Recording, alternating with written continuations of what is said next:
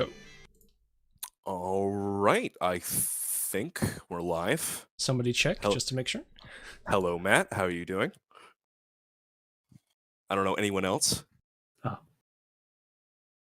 But no reason to delay, I guess. I guess we can go ahead and get started. Everyone have everything prepped? Yep. No. Sure. Wait, we had to prep?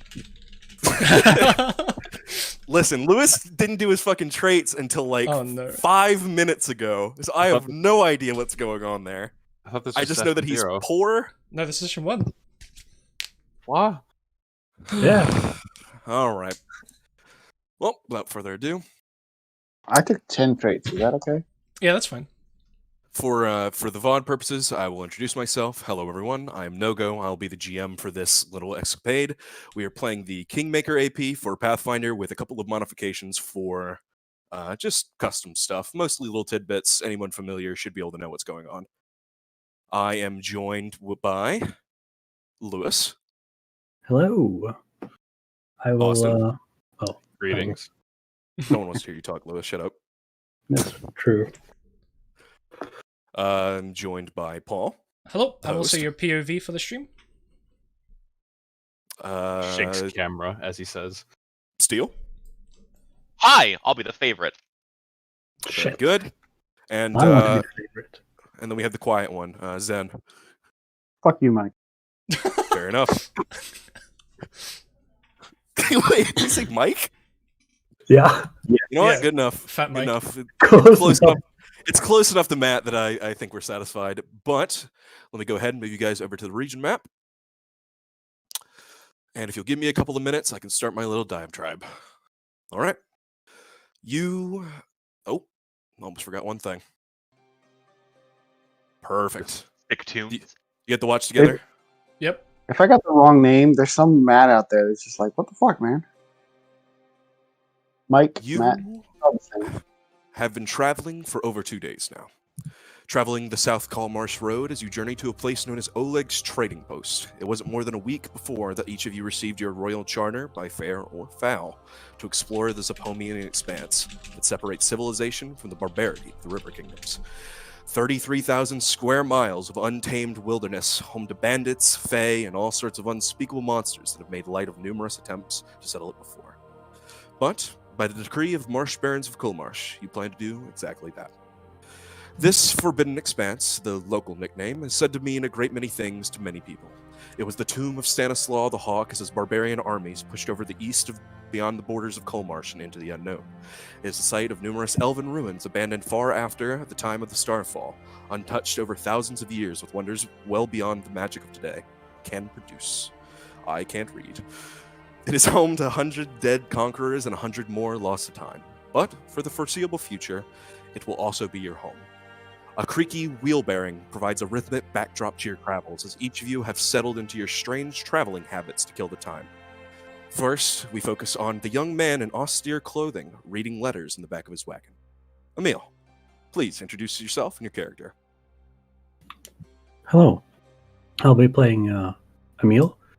He's a rather rough-looking individual. Likes reading, though, which is, for such a thuggish-looking type, might be somewhat out of character. At least from what people would assume. Where are you from? Good question. Did I write that down? I remember, fortunately. You are a native of the Culmarshch, the Swamp Barons, and particularly a member of the Aldori Sword School. Yeah, Aldori Sword School. From Restov, right? That's the branch I studied at. Mm-hmm. Right, that's the thing I've written down. You came here for a specific purpose. What was that purpose? Well, I was told that it was, well, a duty befitting a student of the school that could be fulfilled, and it would earn some money, which, you know, some people might need. Well, it meant a lot more to you than just that, right? As you can probably tell from the dueling sword that's hanging off your left side. Right, it was like my first assignment. after I got the sword as a sign of my adoption, sort of recognition by the swordsmaster. Yes, the Aldori Sword School is a noble house among the Culmarshch with an organization with great power. However, it is open to everyone for the most part, and people are free to use merit to climb the ranks and become noble, just as you have been adopted into the Aldori house yourself, taking their name. But you did not leave your old family behind, and in fact, you seem to be you're reading a letter addressed to you from your little sister Cassia, the smallest of the lot. It is written in crude charcoal letters, but someone must have helped her write it, as the last you remember, she didn't really know the right way around a pencil. Yeah. Do.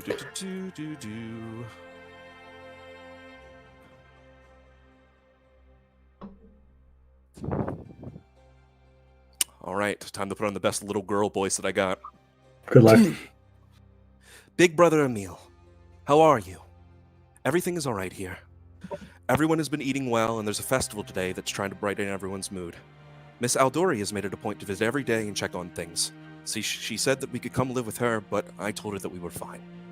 Paul would be lonely if we left. He still grumbles a bit, but I know he appreciates your letters. We're all worried about you leaving, but if it's you, maybe we should worry for the monsters instead. Still, I hope that you keep out of trouble. I've gotten a few copper coins at the market and saw a ring that I knew would be lucky. You should have gotten it with this letter. It's magic, so it'll know if you're up to no good, all right? Miss Aldori says you should remember your training and to not worry about things here, since you won't be able to send all that many letters. I pray really hard to all the gods, even in my dreams, so that maybe Desna will listen. Please, stay safe. Cassia. I love how that was your little girl voice. She's like 13. Right page, if you ask me.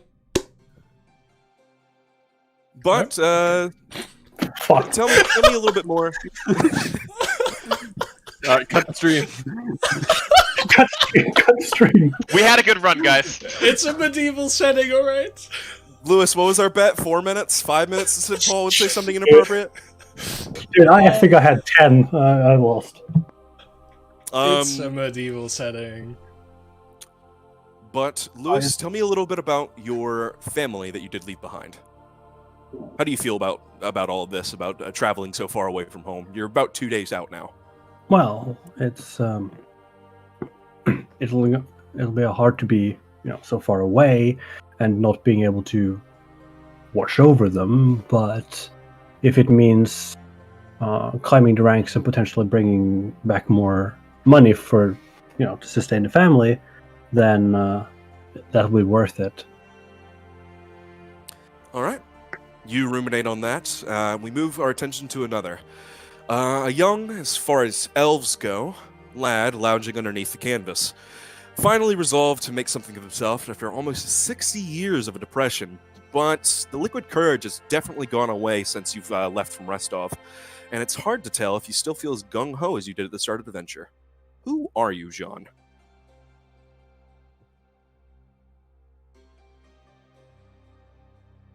I am an elf from the Ludvian Kingdom. I have come quite far to travel all the way to here, and it was not without many hardships and many tens of years of depression and crying and drinking after being exiled from not only the kingdom but my family for crimes I did not commit. Currently, Jean spends most of his time thinking about home, sitting down to a drink, and trying to sleep peacefully. Sure enough. But tell me this. You're definitely an odd pick out of the people that came here, that joined into this little expedition, as it was an official venture, and you do have a charter in your hand. You won in a competition. What was that competition? Competition was pretty simple. I accidentally happened upon it and decided to try out, because why not? At this rate, the only bad thing that could happen is I die, which seems more of a blessing. And it just so happened that the skills of an arcanist as myself, an unusual magic tradition, were particularly necessary for that task. so. Even 100 years rusty, it seems that your magic training has given you a little bit of a windfall. You started out with a bundle of about 50 gold coins from winning in the competition, but I do believe it has started to run out, if the bottle in your hand and the flask at your side are anything to tell. Well, run out or help me get along and travel this far so far. It's, one of the same, really. Fair enough. And I'll move on again. To the noble man with sandy blonde hair, working the riding harness, and driving the party forwards. Frederick, please tell me about yourself. All right, indeed. The man at the front of the cart, Frederick de Apollon, currently sits atop a well-groomed mare, letting his blue overcoat draped to either side of the beast. The cloak bears the herald of the Apollon family, a gleaming sun made of gold. Beneath the coat is a mix of chains and engraved chest plating that tucks itself into a belt with a rapier tightly held in the sheath. As Frederick looks forward on the road, a slight smirk constantly sits on his refined face. Sure enough. But, how did you get here? You definitely carry the Apollon name, one of the 9 houses, I believe it is, of the Kingdom of Crioza. Indeed, my family is one of the is the branch family that is currently settled in Rostov. I am the 3rd son of the family, and as such, my lot in life has been so far uneventful. However, they deemed it upon themselves to gift me this opportunity, one to seek out into the stolen lands and, well, to hopefully find vast groves worth of resources and to overcome Fae and deal with them so that we might peacefully access said resources. And about that family, they weren't exactly reluctant to send you out into the wilds. And why would you say that is? I had been causing a couple of problems back at home, in a couple of taverns, maybe with a couple of different disgruntled patrons who didn't enjoy my stories, and maybe had a little bit too much to drink every other night, and came home with somebody else in arm. Yes, definitely a problem if you were to father a bastard or any other, or get into some fights with some people that you're not exactly equipped to deal with. You are, by your brother's standards at least, fairly weak. But, moving on, Frederick, while your family was more than happy to push you out into the wilderness, they did not do so empty-handed. The wagon alone was a gift from the mayor of Rostov to guide you along, and a number of gifts were given to the other adventuring parties that worked to settle the regions. But most everything else is bankrolled by your family, who were even so generous as to provide you 2 of the strongest draft horses in their stables. A female, Cherry. Oh, sorry, what? Sorry, go ahead. I was going to say indeed. A female, Cherry, and a stallion named You. It's pretty entertaining, as they're able to travel fairly quickly, even drawing a massive wagon like this, and they're going to act as though you have a 30-foot movement speed for over-map travel. Vroom, vroom. You got some good horses. Might not be so good in the forest, but once again, I'll move on. I move my attention again to a clumsy knight that's sitting on a very flimsy chess. The eldest of all of the humans by far. You are arranging your armor to settle it correctly, and you're making somewhat ramshackle modifications. You've been doing this for a couple of days now, and it doesn't seem like it's ever going to settle quite right. Who are you, Argent? Argentine Garess has that sort of gangly, knotted muscles that occur only in people who work out extremely intensely for a couple of years, but without any kind of care for the rest of their health. And I imagine the group stays downwind of him, just to avoid the man's really impressive lack of personal hygiene. He's got days of unwashed groin sweat and layers of mud and dirt from the road that's been caked to his scalp and then just kind of rolled up into the man bun that's growing longer by the day. He's got no weapon on him, but he does have a heavy steel shield that he's sort of strapped awkwardly to his arm like he's confusing it for a buckler. And he has 3 artificial teeth that glint in the sunlight whenever he talks, which is constantly. 2 of these teeth are made of pearl, 1 of them is made of gold, and he's constantly filling the silence, asking if any of his fellows have songs from their homelands, or if they have families, or if they have any recipes for wild game. And his most prominent feature is that there is a dull gray iron stone that halos around his head and sometimes bumps into the aforementioned, but not pictured on my token, man bun, which sometimes he will remove from his head and play with it like a toy, allowing it to circle around down his arm, for example, or around his palm, which iron stones are not supposed to do.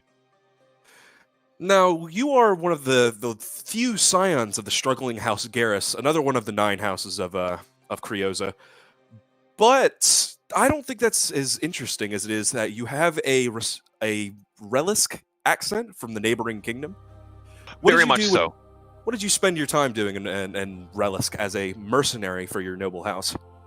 Oh wow, I could talk for hours, talk your ear off about all the mercenary things that I did and all the stories that I have, growing up as a noble lord and all. But I wouldn't want to bore you with that. I mean, it's so much more important to look to the future, not talk too much about our past, don't you think? Definitely so. But with that being said, you have an interest that is peculiar even to this little group. You have with you an item that will relate you to some of the ruins down south. Why are you so interested in the elven or draconian ruins of the Forgotten Expanse?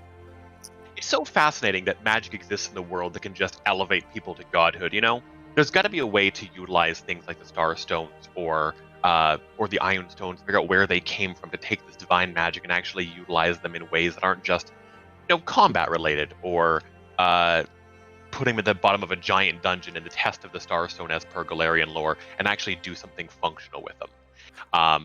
And whether it's perhaps part of his trade or, before he was a knight, obviously, or just a sort of a side hobby, he carries lenses and scales and weights and jewel cutting equipment and precision files and calipers and things of that nature, basically wherever he goes. Well, that's convenient because you have a number of gadgets in your possession. Particularly, you have gotten a new acquisition just before you have left the city of Restov, an Elven Star Chart. By itself, it's just a tool for locating where you are by using the stars, valuable in its own right. But more recently, it seems that there's been some scribbles from its previous owner telling the star that recently fell into the area. It tells of the potential of a new starstone that could lead the way to the foundation of a new great elven empire. And you are particularly possessed to find out the truth, while still maintaining your duties to your family and the group that you have joined. Of course. A single final note, because we didn't touch on it when I was talking to you.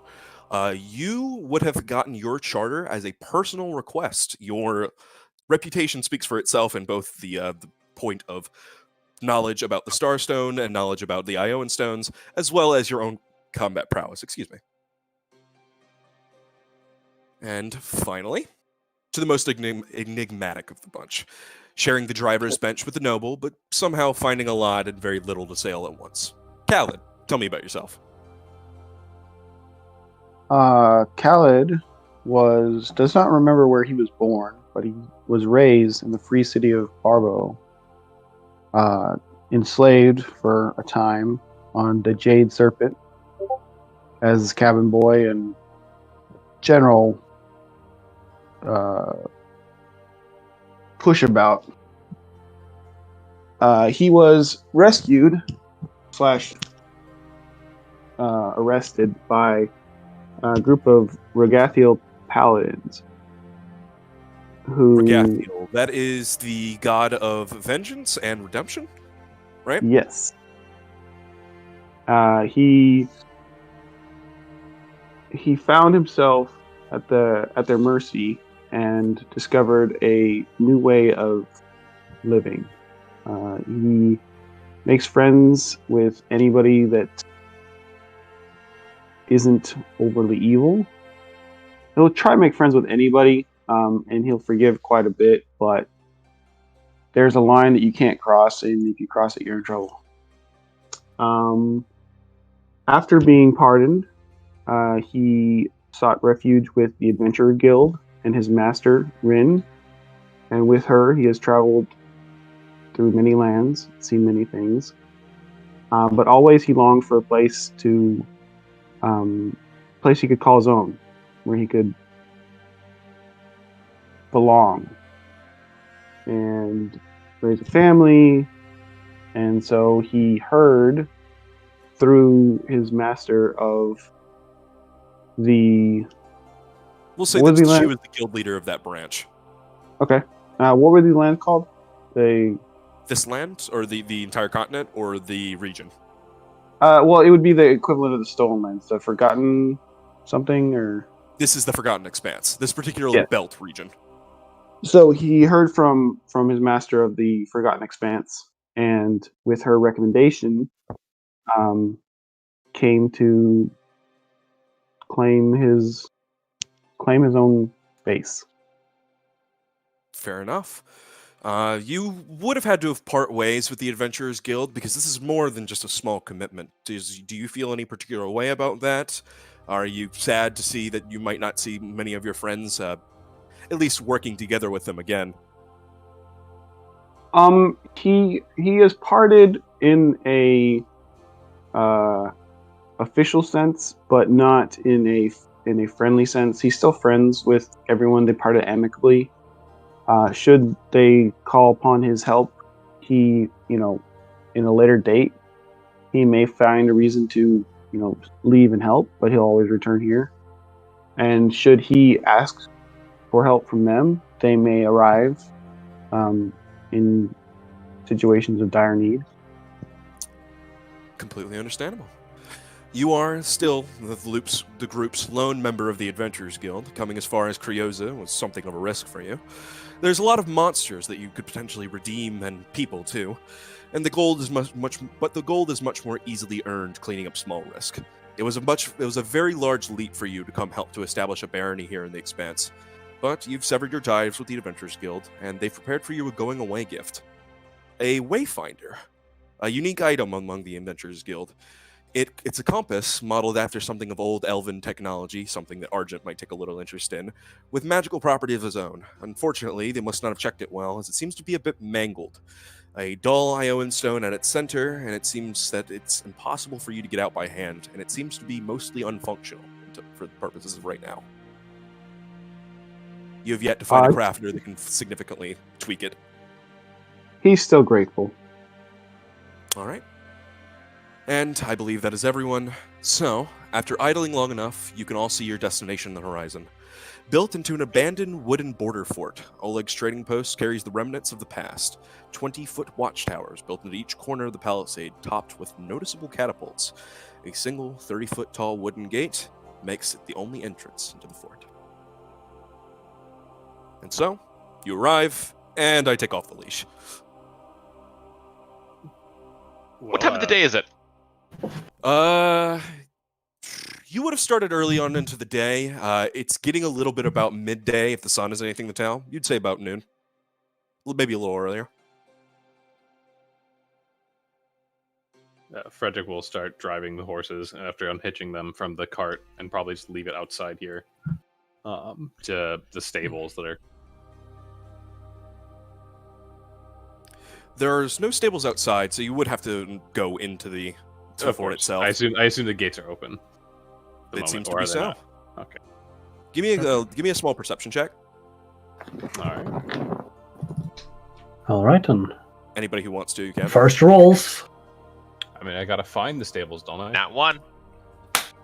First rolls, baby. Yeah, Oh. me too. That one. Well, these are some good first rolls. Who called out one and juked Khaled like that? That was not. That's not God, cool, bro. I appreciate that. That's not cool. But most people don't seem to notice anything. We're missing someone, but I'm not who rolling. else? You're not gonna care? All right. Emil, as you enter into the gate, you can hear the slight sounds of somebody talking between two people in the courtyard of the fort itself. But you take a look as you enter, seeing the hinges around the gate. They're not hinges proper. It's still opened by like a rope and a pulley system. But it seems like they've been forced somehow. They're completely broken, and there seems to be no way to shut the gate. Okay, so I will swagger in and go, hail the fort! I'm sorry, what? Hail the fort. Like, as in I held them. I like, oh, fort, how are you folks doing here these days? All right. Let's You get the enter the guy who court- looks like a bandit to do it. Sounds good. Yeah! In the courtyard itself, you can see that there seems to be two around middle-aged people. It's pretty easy to figure them as a couple. A middle-aged woman with brown hair, a little bit homely, and a man who seems to be flinching in pain as a bandage is being wrapped around his hand, stained with a dark crimson red of the skyscrapers, they loomed over the air like big concrete structures.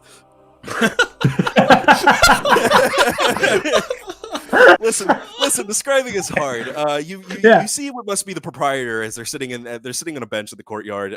His hand is being wrapped in a bandage, and the woman mutters to him, and it's like, "If you just stop being such a big baby, it would not be." And she turns her gaze, sees everyone come in, and flinches for a little bit, especially after Emil starts booming his voice, and she. I take puts it you're down... Oleg, and I gesture to the woman. Svetlana, I'm his wife. It's a Pleasure pleasure to that meet you. come. The old man on the bench seems to be mumbling to himself. He doesn't make any actual greeting to you all. I'm Emil Eldori. Nice to meet you. These are my traveling companions. I believe you were informed that we should arrive around now. Yes, it's most excellent. I've went ahead and I've already started on a stew. They said you'd be here. And I've got your beds prepared, and I've even opened a bottle of wine, if you don't mind. Much appreciated. I'd take some. It's so Hal good that will if... Come here. ask Oh, permission to put his horse up. Right. Horses, you have a stable, right? The middle-aged man calls out and says, "If you want to be putting horses up, it's 2 silver pieces for a night. Includes stock, bedding, and a free pat down. So you better be carrying gold with you. We don't have any room for layabouts around this place." Am I to pay you 2 silver with the gold? But it's no matter. I would be covering all of our expenses here for the night. I can break it for you. How much is it for the 5 of us, my company? No, I have silver. Oh, I see. Gold piece for the lot. Go ahead and put your horses up. Right. We've got too few stables, so you're gonna have to put one up. You're gonna have to put one up in the store them outside if they don't mind. Out of character, don't we only have 3 horses? And there's 3 spots. Oh, I thought you had more. I only got 2. Somebody else, I think, said they had one. This is I the think raddest horse I have ever seen. Look at him. You see He's a descended from unicorns. white stallion seems to be chilling out in the stable. He's chilling, Yo, dude. Freddy, you've got to ride that horse sometime this adventure. As I basically go past them, with one of them I'm riding, the other one is in the reins of my hand. I will toss Svetlana the 1 GP, and put Uwe in this one, and then my mare in the other one, just for safety precautions. As you pass her the gold, she's actually going to give it a toss back to you, and she's like, "Oh, please give me a moment. He's just being a big..." And she goes over and talks to the middle-aged man in a very hushed tone, a little bit forceful, and you can see his cheeks seem to be swelling and getting red as he's getting he's getting chewed out, apparently. Can I speak out, just like standing around casually while Frederick is stabling his horses, and ask, "So how'd you mess up your arm?" Well, hand. Oh, it's... I figured you'd have had a better idea. Same way you messed up the gate. I didn't mess up the damn gate. I was assuming as much. Bandits. Bandits? What, they got any of those around here? More than you can shake a stick. More than you can shake a stick at. What they I'm want? thinking about the stick. Shake a little more than a stick. Got a bit uppity, of course. My age doesn't do me any services as I tried to take a couple of swings, but they showed me at the very least what's for. If I was only a few years younger, I'd crack their skulls in myself. Oh, stop it. Please, ignore him. It's not much a promise to you lot. As you said, we've gotten a message from Miss Jamandi Eldori, and she said she'd sponsor your stay here. You don't have to worry about pay for the stables or anything else. Did you need silver previously? Well, coming out of the barn at this point, Frederick would say, the matter of bandits is in fact our responsibility. We were brought down here specifically as one of the 2 reasons. That was specifically one of the two reasons we were brought down here. You see, banditry is quite simply one of the things to be removed as the entirety of Rostov looks down towards the south. Svetlana seems to think on this for a minute and passing a gaze over to each of you and seeing if you are all in mostly agreement with what he's saying. Jean Arjun looks nod. like he doesn't care. Arjun nods eagerly and says, "He's correct. While we are here, you have nothing to fear from banditry." Then maybe you can help. Every month, it seems that there's a group of bandits in the surrounding area that are looking to they extort us for our furs and whatever food that we have left. We don't have many gold pieces out this far, unfortunately. And we do beseech you for your assistance, as tomorrow would be the first. It's going to be the first of the month, and it's soon that they'll be arriving.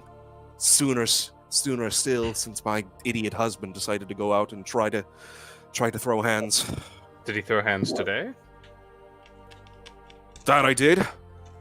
They sent the idiot and the rest of his goons.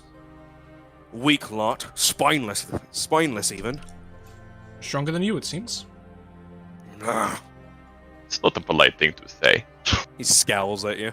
It is important to know your own capabilities. Well, with a busted hand, I won't be much of a help. But it's as my wife says. If you all can assist us, you'd be in our graces. Thank you, lords. When do they usually arrive? First thing in the morning, as far as I'm aware. Usually they come in around 8 and they make a knock and a holler. Last time we left the gates locked and they went ahead and cracked the hinges off on it. They took the gate off its hinges. How many men could have done that? They seem The very ops. determined. Yeah, determined to get their tax, I suppose. They're just a bunch of wastrel leeches trying to profit off someone else's hard work. But they don't seem like they're ever very tired. Can't be far away.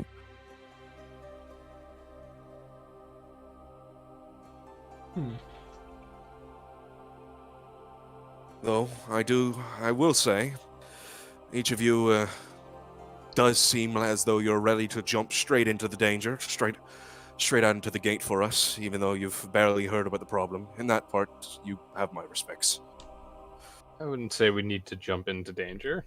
Have other people ever been around when they came, or was it just you and your wife? Well, there's crazy old Buchan.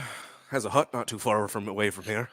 He was here in the last month when he had our taxes, but he's a bit spineless himself to try to do anything about it.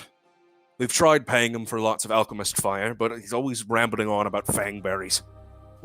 What I mean is, are these men as well afraid for a fight and just boasting of their own potential? If there's somebody else, has there been ever anybody else here that made them think twice?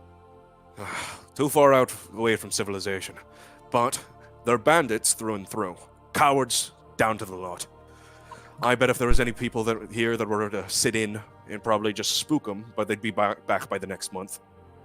Is it always the same people?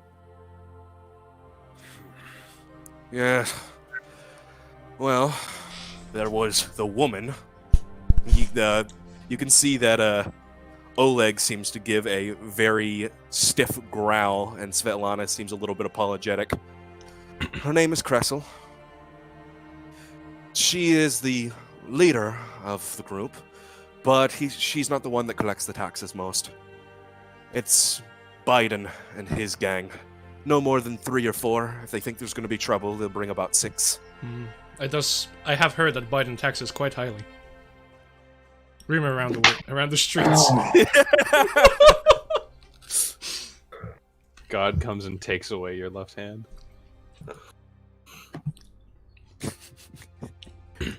So, you said you're expecting them tomorrow? That'd be correct. Were I you, I'd hide in the stables and wait for them to come take the stuff out of the storehouse. Then I imagine you could get a nice jump on them. That's what I would have done, in my youth.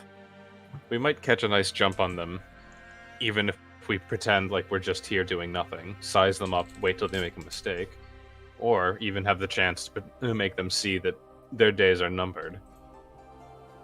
If they are looking at us and they realize what we're here for, perhaps they'll just turn tail and run, or perhaps they'll even let us speak to them about the error of their ways. Although it was never easy with the Fae, from what I can tell. Their ways. They're bandits. You go ahead and try to scare them, and they're just going to bring twice as many. Arjun pipes up. Elsewhere. Well, everyone deserves a second chance, but is this a conversation that we could be having over dinner, perhaps? Yes, of course. Good. Well enough. I'll go ahead and prepare the stew. Please, make yourselves at home. Do you smell that, my fellows? Inhale it! Oh, that scent is in my top 5 favorites. Blood and stew. So many good memories. Huh. And, like, after this remark, Jean will just, like, reach into his, like, jacket, pull out his flask, uncork it, try to, like, get the last drops out of it, like, putting his head all the way back. And then just, like, walking over to a bench and sitting down. I'm feeling a little less confident about this whole thing. We're simply trying to understand as much as we can. If there's anything more that you can tell us, understand that it only benefits everyone. Sure enough. You guys assemble around the table, doing as you will, and in time, Svetlana comes out with assembled cutlery and just a couple of little nice things. She brings out the nice silver, but you're still eating out of wooden bowls, and she brings you all a stew with a side of bread, and even uncorks a bottle of wine for everyone. When Arjun sits down on the bench, the entire thing leans a little bit, so like Freddy slides a few inches towards him, and he like looks really awkward and goes and moves down a little bit, passes on the wine. How big is he? Well, he's like 6'3", but also full-on breastplate and just like a 250-pound guy to begin with. So he's a chunker. I forgot that everyone's like He's 6'3", like 6'3", handsome, and that we have like the boy band party. Yeah, we're all 5'10", really tall. No strength bonus, thank you. Actually, as soon as I see this, I just, like, join here.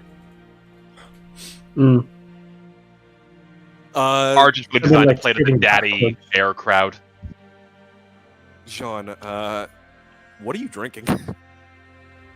Out of the flask? Mm-hmm. You Essentially- should be running empty after 3 days. Essentially nothing. That's why we were getting the last droplets out of some really cheap, like, He's just moonshine he got from someone's, like, back house.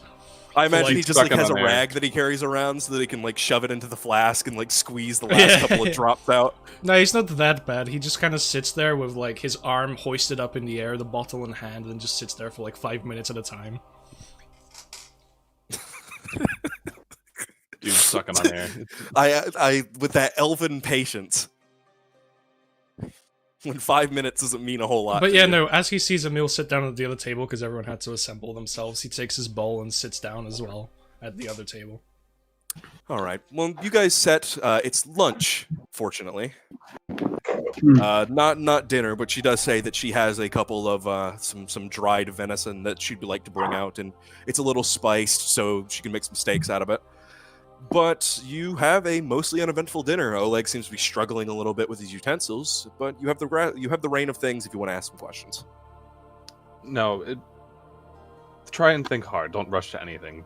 But was there ever anything that any of them said that gave you a clue, maybe where they might be, what direction they were coming from, or how many there were besides those who just came to you? Maybe there even are people higher up on the banditry list. Anything. Again, don't rush yourself. We have the entire dinner in the nighttime. Well, as we said before, it doesn't seem like they go particularly very far. They're never in any sort of sweat, and the expanse down here can get plenty hot. But they still go by horses, so it's more than just a couple of miles away. I would have found them myself if I could. I met them on the trail. Was Cressel, that bitch that did this to me. And just he stops looking at the arm for a little bit. And have other travelers come by here and complained about being attacked on the road? Said anything, maybe? You'll get your share of stories. There's definitely plenty that are getting attacked around here. What with the goings on. But as far as we know, it's just Cressel and her crew that seem to be harassing everyone else. There's not exactly much in the way of civilization around here to get stories from other than us. But we've heard of plenty of other parties that steal away up to the north, up into Culmarshch. Try to harass a couple of the lords and cause trouble, but make their way back into the Expanse. So, it's definitely more than just them. They're not outfitted for all that.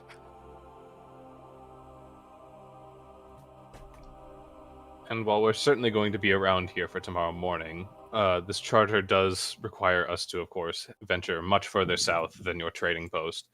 What's to say that if we leave once we've dealt with them tomorrow, that they won't come back in a couple of days with more, as you said? Not a whole lot. Were it I just slay them all to the last man. Easy enough, simple. But Hang them off the palisade. What would stop the next group of people who want to consider themselves bandits? Well, I was hoping the corpses hanging off the palisades might do the trick. Well, it might for a time, but eventually those corpses will rot. And how old will you be when it's time, and when they come back again? He seems to get like an aggressive shriek about him, and he says, "I don't believe this. I like this chain of conversation very well." Where I mean to be going with this is quite simply that, well, everybody up north knows it. The land needs to be settled if these creatures are to go away, or to at least become civilized and not constantly be trying to kill each other for a bowl of food. And that's well enough, but I suppose that's as much as your business as it is much more your business than it is ours. All I've ever wanted to do is be away from civilization. I want no trouble with the types of city folk, nor do I want bandits waking up on every part of my doorstep. That being said, what exactly would you suggest is an answer to our little problem? Well, quite simply, you are on a major road that's a trade route. There's no reason that a city has to sprout up right here. You're not even on a river. But you could, of course, remain as a nice, comfortable resting stop along said road, even once civilization has completely engulfed you. But not with the bandits. Well, if civilization is on all sides, where would the bandit be? Your flowery way of speaking just makes my head hurt. Can I get someone with some common sense to try to lay this down for me? All right. What exactly is it that you all want to do with the bandits? Well, Better a friend in the field than a body on the wall. If we can, Say that again? better a friend in the field than a body on the wall. If we can make them friends instead of enemies, Make them It will recognize help. that civilization is better for everyone. yeah. And if that doesn't work, we'll handle them the other way. Well, all I want is bandits off my doorstep. You figure out a way to do it. I'll help you out how I can. You've got the facilities around here to your disposal, and I have a warehouse if you want to check things out. See if there's anything useful in there. You have catapults, I see. Do they work? Ah, damn things. Been trying to bring them back on for months. No, the things are far too out of maintenance. The ropes are snapped. The wood is splintered. You'd basically have to make them fresh, and at that point, I don't know how to make catapults. Well, you know them better than I do, just looking at them from here. Could they be made to look like they were?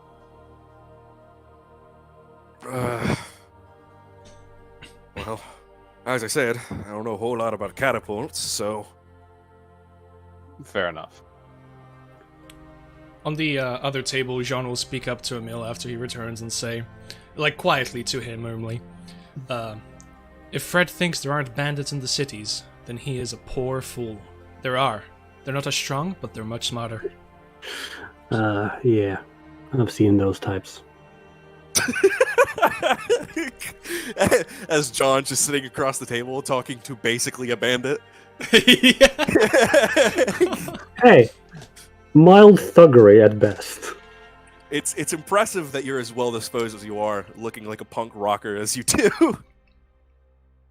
Eh, You look like the Mad Max style bandit. Calad will point out to Frederick that for the bandits that are coming, it would be best not to make too many changes, as we don't want to alert them to our presence. It would be best to get them all inside the fort and trap them there where we can deal with them. That would be less safe for the two of you, as he sort of like puts his hands on the table in the direction of both Oleg and Svetlana. Perhaps also we could mount the wall, and one of us could go out and try to talk some sense into them, and if they refuse to see reason, then at least Oleg and Svetlana are safe, as far away inside the building as they can be. Well, But if we don't exterminate them, they'll just come back. I'm not some wilting wallflower. And Svetlana chirps in to interrupt Oleg and just says, "Shush, honey. Lord's above." Okay, so how about this one? Whoever's going to do the talking stays with them inside, and the rest of us hide somewhere around here. And then we can come out if they start getting uppity.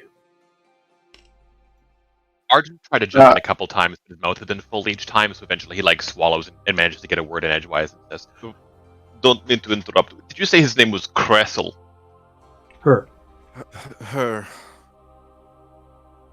Lady bandits. Now it's very progressive. Do you know?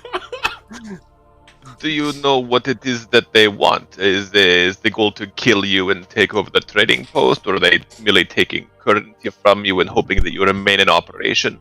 Get with the times, old man. It's not news. If they would have killed us, I think they would have done it already. Each month they arrive to collect their taxes for their lord. I assumed it was Kressel.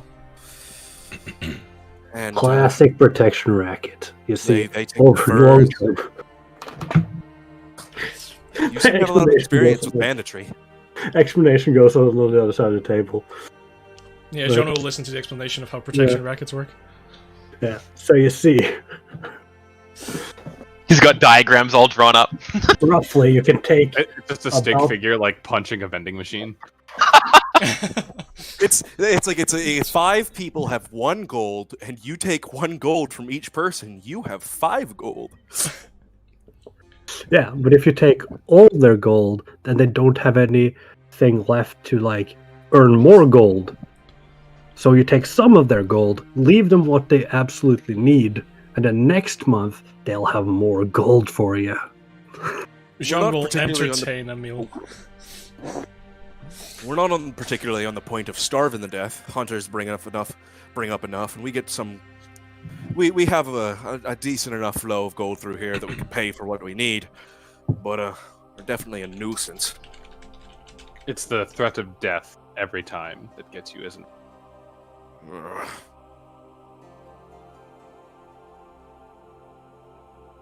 But we won't have to deal with that now, will we? No.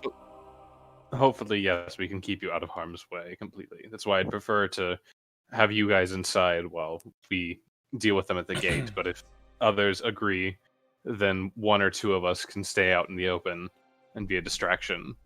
However, we need you both to play the part as well. I prefer the plan where we trap them inside. Yep, me too.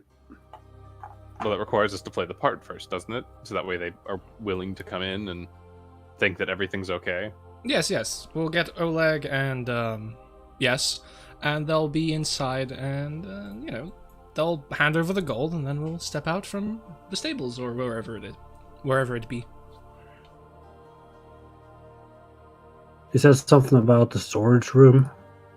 We need only 1 person stay out here to protect Oleg and his wife. Yeah. I would be honored to take that responsibility. I think you'd scare them away. Yes, perhaps as suicidal as this may sound, perhaps I should be the one to do it, as they're not likely to harm someone like me. They see much more value in my life alive than they would in my death. Or they'll think it was funny. Well, it's a gamble.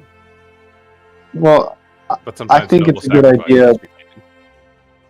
because he looks the less threatening. He is the one that is most likely too pretty to be hurt.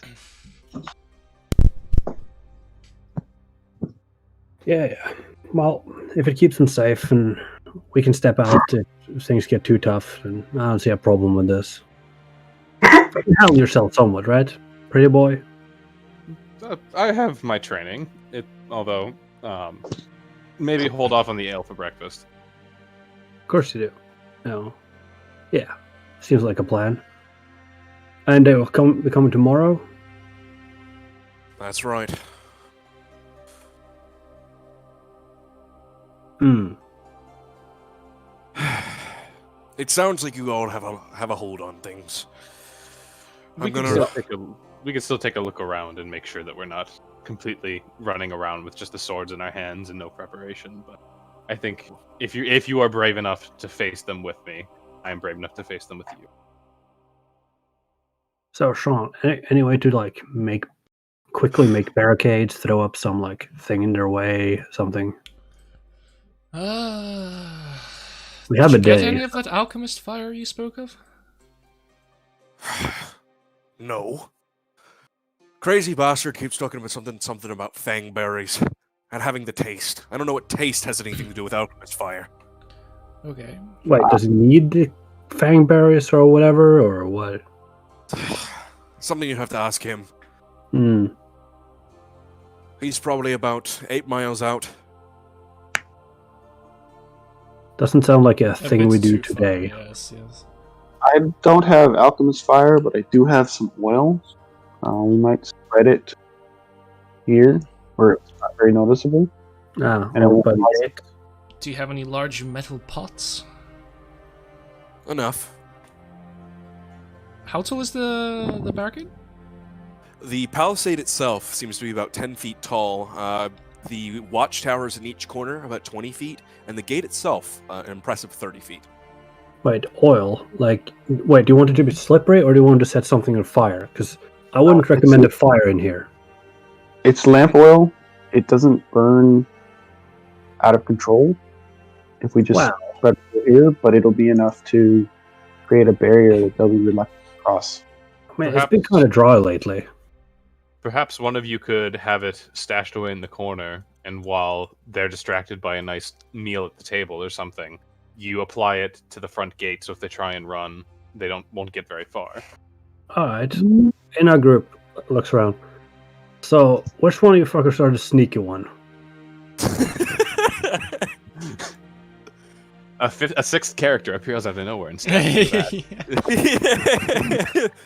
I pull Archie into the game. On a scale of 1 to 10, I consider myself a 3. Huh. Does that mean it's my job now? Looks around. Well, Alright. if I could position myself somewhere where I could catch most of them, I could ignite them, but I'd need to be fairly close.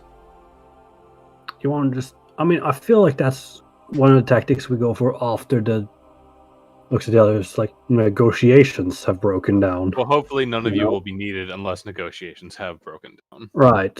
So Yes. then we need to stay, unnoticed until they potentially do. I propose 2 people stand behind here, where they can't be seen, and 2 people in here. And then the people that are behind this building can simply cross over while the bandits move up. Right. Oleg, do they usually check around, or do they just go straight for the loot? They've been at it for months. We'll just head straight for the storeroom. That seems like a good plan then. Could we move this cart for when it actually happens? Move it. You Yes. could, but that's a pretty big cart. We got horses. You gonna have horses hitched to it before they walk in? No. I mean, could we have moved it now so that it's better strategically? Well, enough. I'll get it out of the way for you. I mean, Thank you. wait, Sean, where do you want it? Just away, or? Just away. If I were to hide in here, I could quickly step out and blast it to Right. smithereens. The easiest thing to do would be to move it to here, and then when the bandits move up, roll it forward so it blocks the door. Yeah, that's what I was thinking. Like maybe it could be partial blockage. Mm-hmm. Good idea. Then we wouldn't need to set anything on fire. Yeah, and we don't need fire, and that's like Well, except then. If Well- negotiations, quotation marks, break down. right, but like we wouldn't need to risk buildings and such. Yes, of course. If they go straight to the storeroom, and they don't check anywhere else, or like, what do you keep around for weapons for yourself? Well, I have a hatchet. Well enough for patching the roof, not as well for busting up skulls and the like. But we've got a couple of things in the storeroom. Perhaps Some pull hand something- axes, javelins, I've even got a bow myself. Perhaps pull one or two of those things out and simply keep it in the doorway to what I assume is your residence over here. And if blows come to blow, I will help you, or I will escort you and Svetlana at least to the doorway, so that way you can grab your weapons and stay safe there. We'll stay patched away well as we can. You just tell me if you want me to hang out with the rest of you.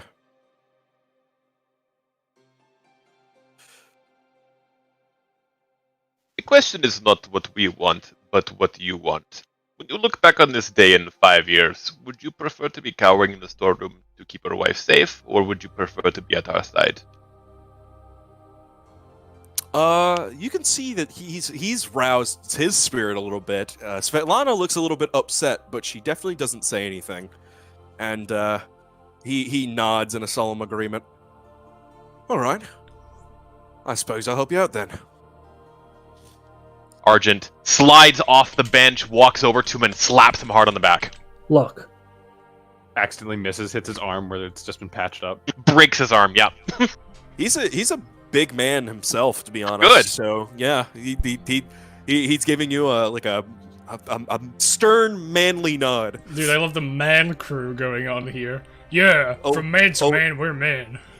And Oleg Yeah. joins the party. Can we have him Look. forever now? No. Oh. some For a of us split were- second, we're just Final Fantasy protagonists where we just nod sternly back and forth to one another. Look, some of us were here specifically to fight. Others are here to make a living. You know? Well, Oh, sometimes there's no well enough, shame. you gotta fight to make a living.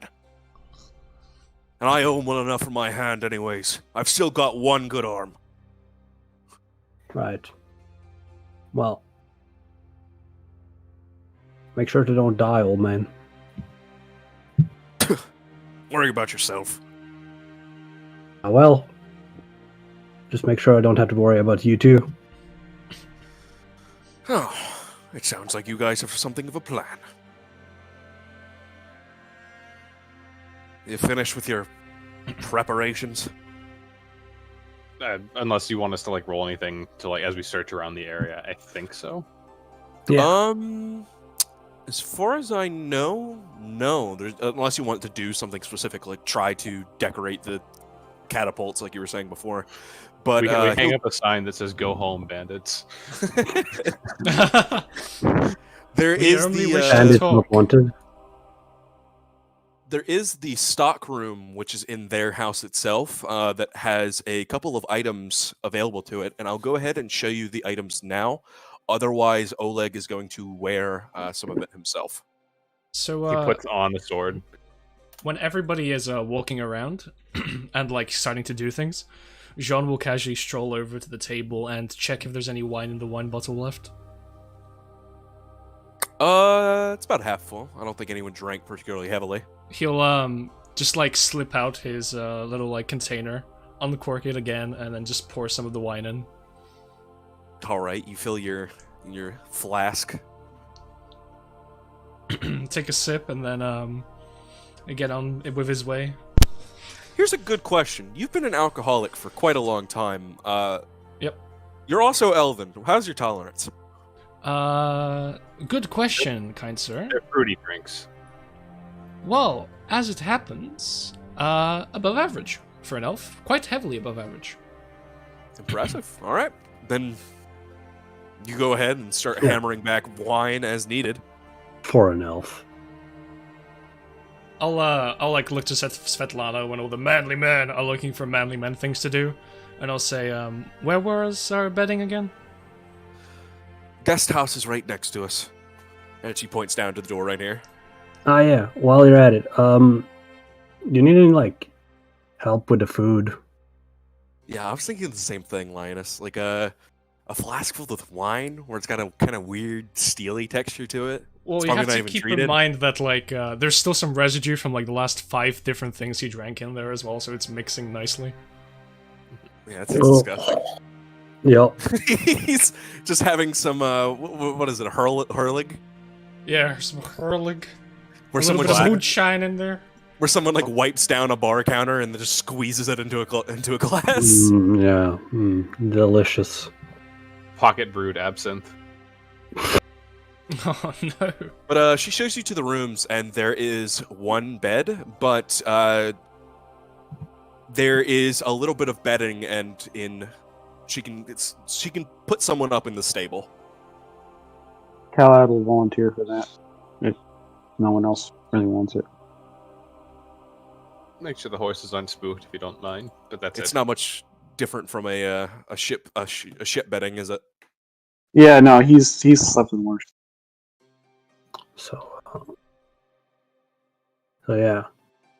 John's already caught off to bed. He's chilling. He's like sitting down and just like looking up at the ceiling. May I remind you, it is noon, my dude. Yep. Hey, It's like sometimes noon an elf has dusk. to get off a midday wank. He's not needed. All right. Fair enough. John, you go in to relax. You find a nice homely accommodations. It's pretty simple as things go. It's a bunkhouse more or less, but the beds are soft and the pillows are fluffy. Sweet. Yeah, he'll just like sit down, push the bedding maybe a little bit so it's against the wall, lean up against the wall, and just like relax. Over the years, he has learned to enjoy his company. All right. You just push the wagon out of the way. There's not a whole lot of room inside the fort, but you can push it a decent enough way that you can hit the wood line with something and hide it from bandits. There's a little bit of foliage around that you could reasonably hide stuff in. Might not have what? I think we're just there- moving it like to over here. So that Yeah, way we want it to be. That works too. I just didn't know if where exactly you wanted it. We want to be able to roll it in front of here, so it's in the way if the bandits try to flee. I think the GM is saying hollow wagon. Now, here's my thing with that. Wagons are heavy, and this is like a cargo wagon? How would you describe it? Like this is a very heavy wagon meant for like draft horses and to reasonably move it unless two of We you have- are particularly we have all strong. day and 3 horses apparently. No, but when the bandits are here, how do we move Yeah, them out in It'll have to front? be they'll be hitched up to the horses and they'll see a wagon that's ready to go. Mhm. Is there a way we could basically just like jam the thing that actually sits on the ground that isn't the So- back wheels but the front like brake? I'm So that assuming way that it's easier to kick off. the it would be not as heavy while empty as it would when the horses are usually needed. Yeah, Full of stuff. yeah. I would say while it's empty and if you did a little bit of maneuvering, you might be able to make it so that 2 reasonably strong people might be able to pull it into place quickly enough. Yep. But you're still going to need either somebody pushing from the back or pulling from the front. Yeah. I'll volunteer to be one of the pushing people in How case of strong are emergency. you? The strength score of 15. That'll do it. I'll be the other one. I got a 14. All right. So this is a you Dex guys, crew as well. I'm guessing Yeah. you guys would take position like behind the wagon so that you could push it up if they try to get make out. it, like right here so they can just shove. I mean, they could climb over it, but it's going to take a lot more time and effort, right? Well, once Yeah, they push it into here, like they can just run out this back area that's now open. No, the no. wagon is large enough, and I imagine unless if you guys pull up the hitch itself or take off the hitch, because I think they're something that you can actually wiggle around with, you would get a solid block of a wagon that could push up to the guest house, and probably reasonably you could block the entrance, is what I'm saying, unless they wanted to run all the way around the guest house. Yeah, What I was saying is like the people who are pushing can escape out to here to enter the fight. Yeah. Yeah. After we have pushed the wagon, we are like here already. That's more what I was saying. Not that like the people could escape any easier. I'm disappointed we can't pour hot oil over people coming in. I mean, we could do both. I don't think that's. Not if we want to give them a chance to talk first. Well, I mean, yeah, we don't do it immediately. I don't think they're going to be talking for long. I can't wait for that pretty boy blonde hair to get slapped right off your head. Quiet, you. You're going to bed. Callahan will quickly point out that with men like these, a show of strength is going to be necessary to get their attention. I'm still laughing that you're disappointed you can't pour hot oil on somebody's body. Hot oil. Are we giving them massages? Argent will have grabbed a meal at some point in time, and after a quick belch, we'll suggest the two of them do a quick scout around like the surrounding environs, just to make sure that the bandits don't have any kind of like easy escape route that they would be normally fleeing down. And just kind of do a It's all wilderness. +4 to persuasion if you decide to give them oiled massages. nice. Why should we surrender? And Frederick like pulls his shirt off. Yeah, just like a quarter-mile perimeter in all directions to see if there's any kind of like Takes off his secondary. exposes his twink body. If only Emil's sister was here. Okay, I'll go ahead and give you a little description around the surrounding area if you'd like. Just so we have any kind of idea, if they did have to retreat back from the premises for whatever reason, if they have a plan B, like a meetup point or something. Oh yeah, we Okay. should search for like small camps or something. Yeah, Made in the exactly. You'll do ahead and you'll go a little lap, but for the most part, the surrounding environment is a grassy plains, very flat area, not a whole lot of hills, and there's no real bodies of water or rivers in the nearby area. There's a lot of like sparse and kind of like medium foliage, not so much trees, but like large bushes and things like that, wild growth, blueberry patches. That you think someone might be able to hide into, but a little passover and a little bit of time. I'm assuming you're taking like 10 on a perception check. Yeah. Sure. Well, does Emil come with?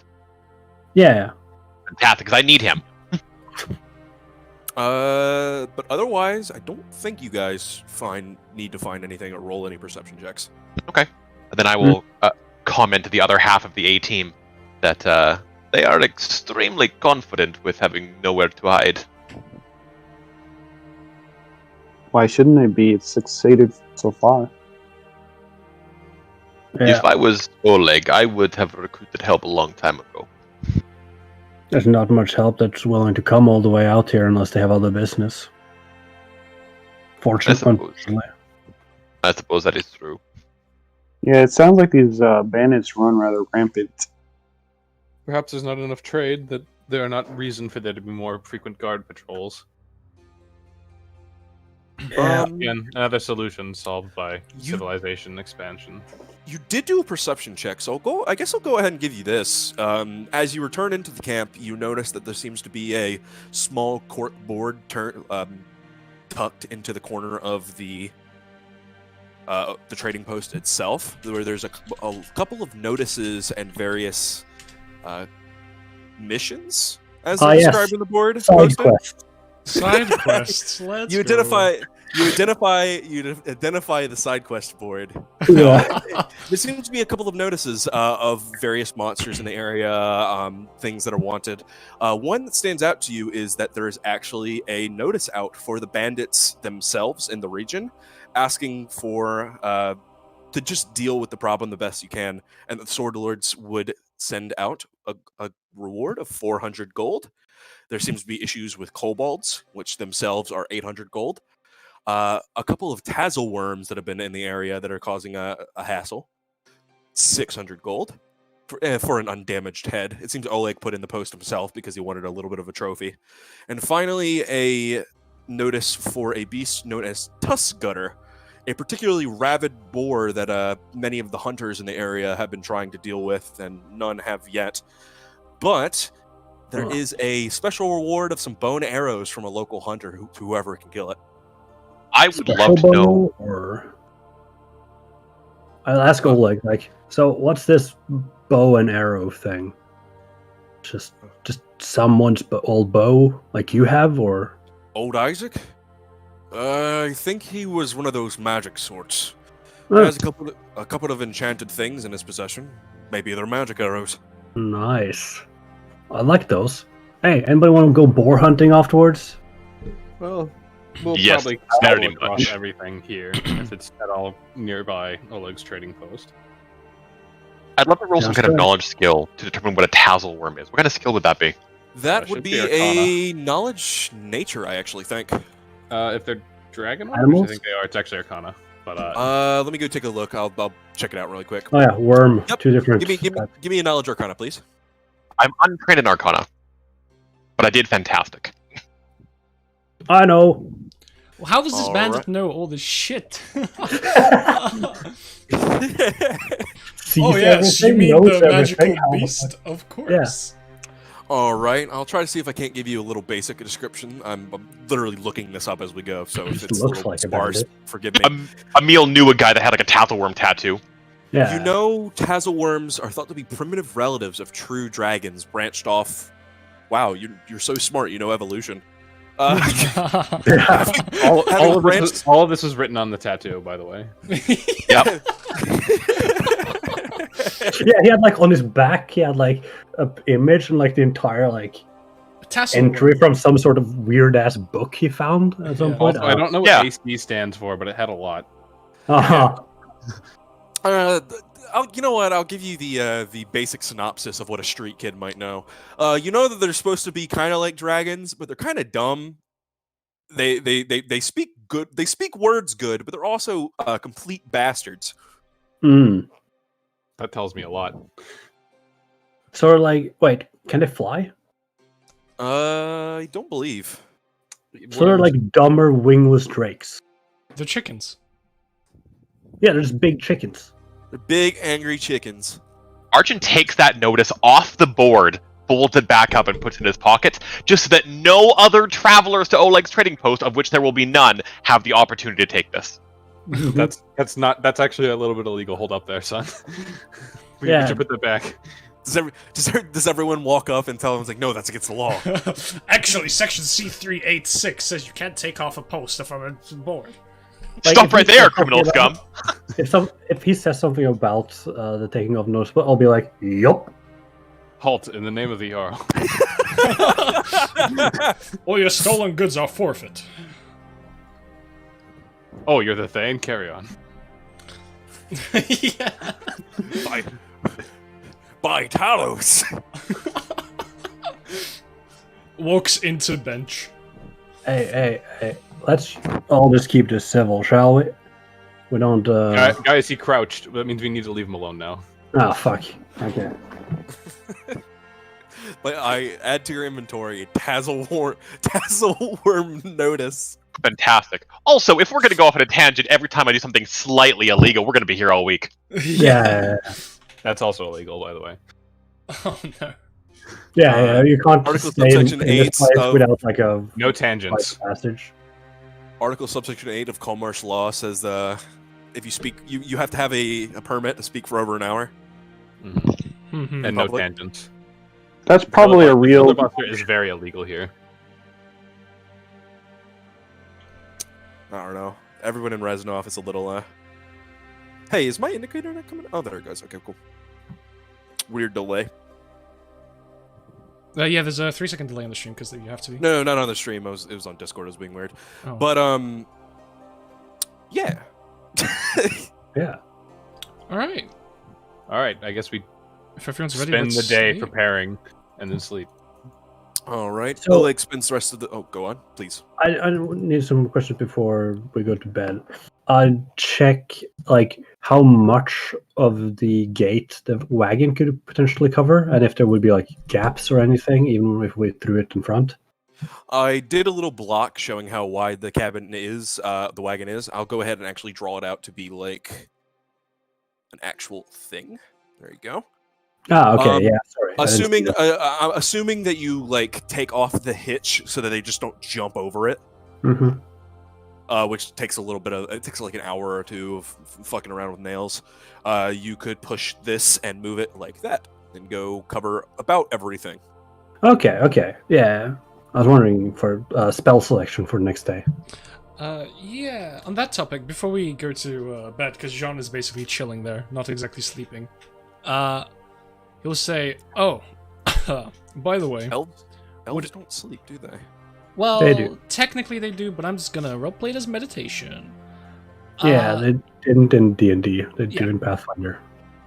So I'm just gonna say a meditating is essentially a sleeping state thing. Yeah. Point is, I'm gonna like speak out and say, oh, as for spell selection, I toss my book to Emil.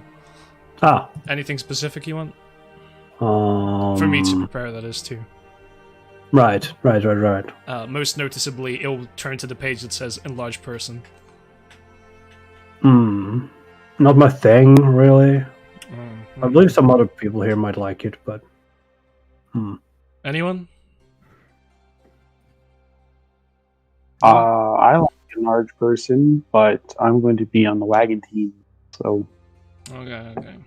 Well, in that case, I'll just, I'll pick up our color spray and burning hands for tomorrow, just so everyone knows.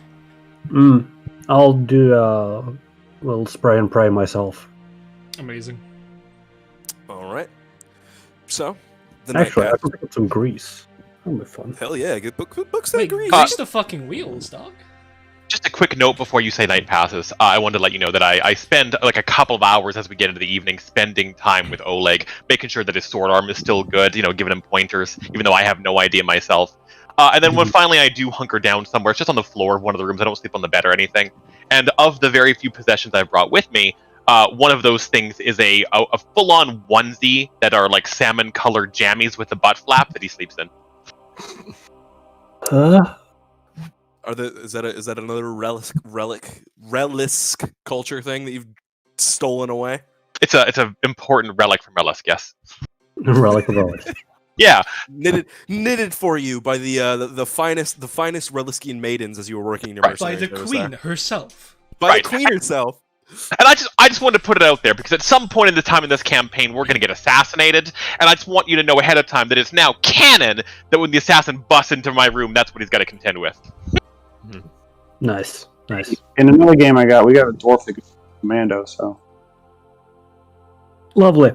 So, Also, before we go to bed, I would make a small request to Svetlana, if it's not too much trouble, to sort of help sell this whole noble coming in and just coincidentally having to be in your trade post. If you could make an exceptionally large breakfast, enough that potentially they might even come in and request, or like try and pick away from my plate, that would at least get everybody around the table and talking a little bit more easily.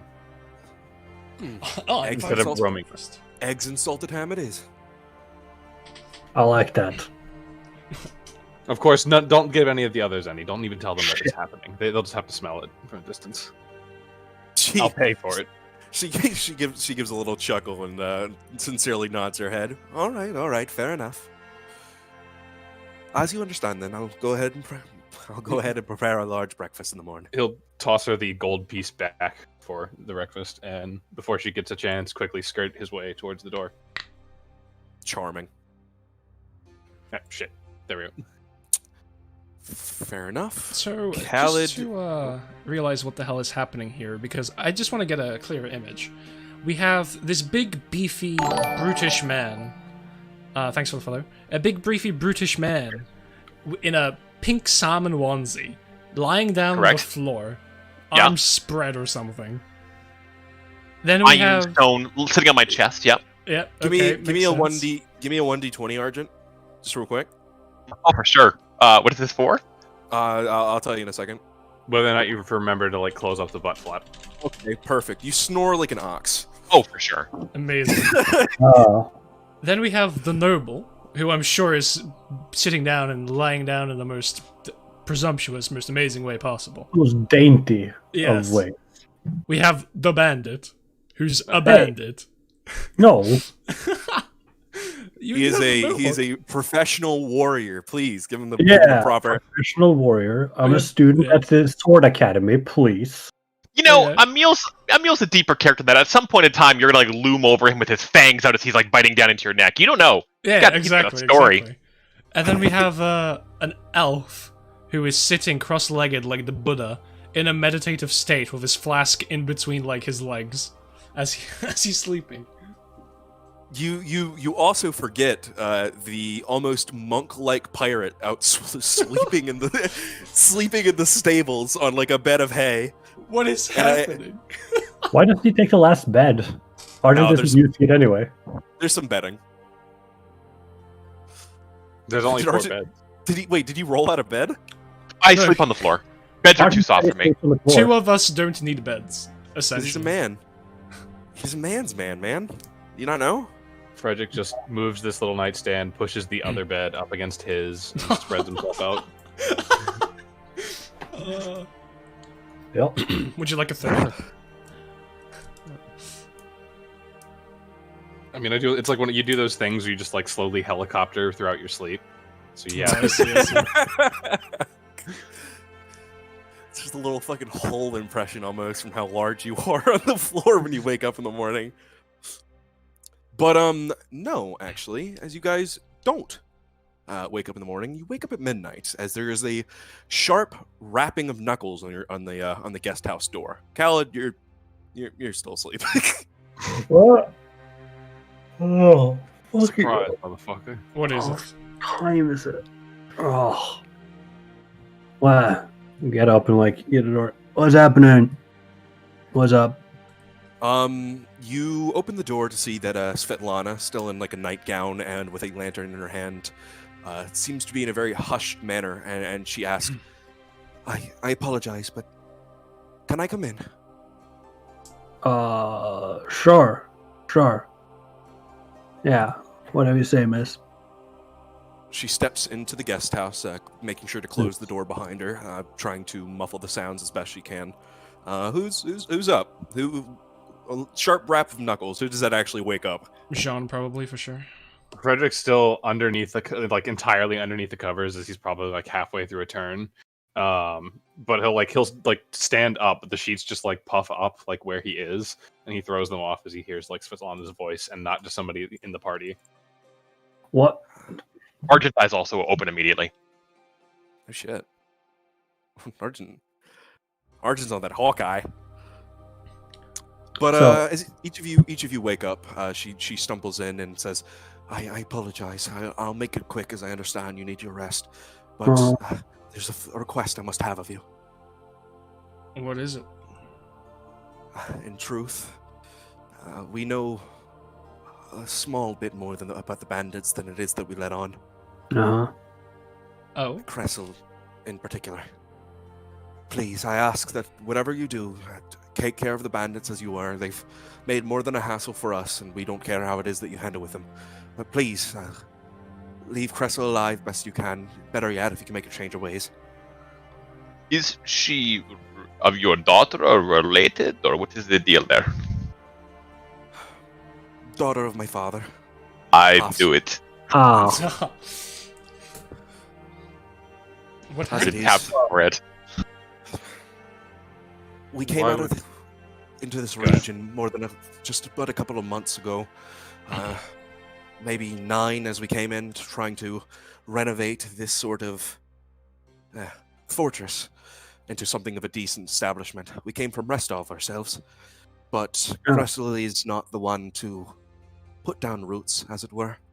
Right. We tried to care for her as best as we could, but Wanderlust caught well enough of her, and I have reason enough to believe that someone's gotten a hold of her. She's a Right. good girl, all things considered, but just lost her way. Wait, good girl that broke your husband's arm. Just stab him. Just a little misguided. Right. Right. Surely you must know about her life before you both came. These contexts are important. It's not easy being living as a woman in the city of Rostov, especially young and especially with no money. She's had a harder life than most, not wed as far as I'm aware. I was lucky enough to meet Oleg when I did, and he seemed to have the same ambitions to leave the city as we did. But I'm sorry, I can't say much more. I get the picture, and I mean, all we can really say is that I guess we can give her a chance, right? But change, that's really up to her, right? I understand. I'll hold true to whatever decision you all make. I just wish to let you know. Sure. Saying it's not really our decision to make, it's hers. Well, we'll try not We to can help strike her on the way. down. Right. We won't just go ahead and so on. But, yeah. Obviously, she's a woman, but is there anything else that stands out about her that we could identify her at a first sight? This. And she reaches for her hand. You can see that there is a nice plain copper ring. It seems to have a couple of inscriptions in Elven, surprisingly. But for all other intents and purposes, it seems to be just a plain copper band. What does it She takes say? I was going to say I can read it as well as probably our elf. You take a gander at it, and the words themselves have weathered away, excuse me. But it does seem to be a poetic inscription from a pretty well popular poem about what it means to have true love. And it seems to be a simple phrase along the lines of, and my heart whole given to you. It's an elven wedding band. And she hands it to Emil. Alright. Who steals it immediately? Yoink! Sells it on the black market. No, I'll take it. And you want me to There's not so many. show her There's this not so to many. remind her? There's not so many female bandits, and maybe this will make things a slight easier. But please, I can swear to you as much gold as I can muster if you could possibly bring her back to us. Lady, Fine, I'll do my best. All right. Thank you. That's all I can promise you. It would just be a shame to cut down a beauty in her prime. I can assure you that. Thank you. I'll leave you all to rest. You have truly our greatest of thanks. And she slips away, lantern in the night, closes the door gently behind her. Did I give me strength? Fuck, how are we gonna pull this one off? Well, hopefully she's not coming here tomorrow morning, so it won't complicate our plans already. It's just Right. finding her camp afterwards. Do you plan on doing such? I thought you wanted to leave as soon as we deal with this group. Well, clearly their camp's not here, so no matter what we're doing, we're leaving. That was Well, my yes, but I thought your plan was to leave and straight to our destination. Well, they might be along the way. Doesn't matter. It's just what Presumptuous. matters at the point. What matters then was the point that no matter what, we won't be here to puppy guard this place through their entire. Sure, Alright. but it is likely that their camp isn't set up along the road. I mean, But there we're is not no. going along the road. Our charter is directly to the south. The road continues west and then north. Shows what I know about where we're going. If you bothered to look at the map, I offered to show it to you plenty of times on the way. Also, I believe we're going east, southeast. Well, if you bothered to look at the map, perhaps you would know the direction we're going then. Yeah, and we came from like northish here. Restov's to the east of us. That's where we came from. Followed the road west. Came to The map. here. Map's turned around. Wait. Frederick, you have the map in hand and you give it a turn, realizing that the lake is not to the north. The God lake damn is it! to I was the- using the Elven alphabet. I'm an idiot. the lake is to the for west. sure. Jean will look smug. Elf dyslexia. But the charter actually looks to ask you all to go to the south a little bit, and then the rest to the east. The sun was settling in the south. It is a whole chunk of I don't know how to do math for square miles right now, so I'm just gonna not do it. But it's a big portion. How many acres? Can I have that How in many chains? How many Alright, so- football fields? Yeah, it's at least 300 football fields. Oh, that's a lot of football fields. The That's fuck's actually not a football lot of field? football fields. To be I honest. should point out that a football field is actually a one-dimensional measurement, not a two-dimensional measurement. So it's a furlong. Yeah. It's square football fields. All right. So you've corrected your map making woes. I mean, it would be a shame if we made this and then we came back and with the updated version of the map and we gave them that and it was just completely wrong direction. But I guess as long as we knew where we were going, it wouldn't have been too big of a problem. All right. If y'all are done, the night will pass pretty smoothly. All right. Let us kill some Khaled. bandits. You awaken to something fluffier than straw bedding. Yeah, I noticed that. A sort of a mottled gray and white stallion seems to have wrapped up around you in sleep, escaping out of the stable. This is you, one of your horses. This is you, one of your horses. Not your horse. Your horse is sleeping stably in its bed. So this is someone else's horse that's cuddled up with me? Yeah. I will greet the horse and pet it and put it back in its cage. Or in its stable. Completely nonplussed. Pretty much. Nice horsey. Put it back in its cage. Stable. I'm in stable. Got a real animal lover here, folks. It makes a couple of pained whinnies as you try to detach, but he goes back in and goes into its stable. You would be the first to awake, and the rest would shortly follow you. I will feed the horses, all of them, and I will spend some time in prayer before going out to greet the others. All right.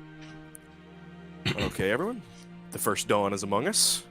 It is the 1st of May, or whatever the fuck Pathfinder calls the month. You have the calendar. Yeah, we can't see it no more. I'll deal with it later. Actually, it's a good question. Let me go check it really fast. It is Desnus. Oh no. I was gonna say, I feel like she's a May kind of god. She's a May babe. Alright. First of Desnus. Yeah. Alright. Gentlemen, if you'll take your starting positions, I'll go speak with our hosts. Starting positions. All right. Oleg comes out. Svetlana stays in the bedroom. Start your engines. He's looking pretty sleek. He's got some leather armor on. You can see that he has a pretty medium weight wooden shield at his back. He's carrying a long spear, but he also has his hand axe on hand. Maybe hide the weapons and the shield for now. You can put on some extra clothes over the armor. We don't want to be too standoffish. He slides the long spear underneath one of the benches and puts the shield back. Here, just put it inside the door so you can grab it once Svetlana is safe and come back out and join us. Yeah, it's like propped up at the front door. Okay. Yeah, he's hyped. He's exactly. Listen, he's a red-blooded Rostovian male. Just likes good, clean fun. A4. What is that you went into? You have stepped into the storage pen where you find a bunch of furs, some other goods, and anything that would warrant a trip to sell. Frederick, you've joined him. All right. I'm basically just waiting for the whole Svetlana to come pretend to serve us breakfast to see if they'll, start at least get to the point to where I can start talking to them casually. You are well enough out of the way, and I'll say with the sound of the horses whinnying in the background and other little things around the fort. They have a little coop for chickens and the like. That I don't think you actually have to make any stealth checks. I wouldn't think so. Anything you want to add before we go on? I think that's it, as long as we're just going to, basically we'll just have Svetlana bring the stuff out, and we'll just wait till they eventually show up. And I'll just be like, oh yeah, good food, Svetlana, keep it coming. Unfortunately, let them join us. Oleg told I'm Svetlana rich to and stay. uppish. So Oleg is the one that's serving you. Oh, okay. Well, And keep with it coming. everything You were proposed to give like salted ham and eggs, like she said before. But as you can see that Oleg seems to have different plans, as he has, and he's not very much of a cook. And you have been given an oatmeal gruel, and he is slopping it onto your plate as quickly as you eat it. Keep it coming. Yeah, it's great. She could have been at least making it inside. Hours pass, but eventually, as I go pull up my songs. How full am I at rule by then? I mean, you'll just have second breakfast. I don't know how vigorously do you eat this oatmeal gruel? I mean, we probably would have just had like some in the bowl, and then just like letting it get cold, and I'll just suffer through a little bit of cold, so that way he's bringing out a second helping when they're arriving. Out. Fair enough. As hours pass, you hear the sounds of horses whinnying outside of the fort. And along with it, a boisterous voice calls out, "Oleg! Your favorite customer's here!" Oh, guests! Come, join. Breakfast is served on me. Oh, like, where's that other bowl I've been waiting for?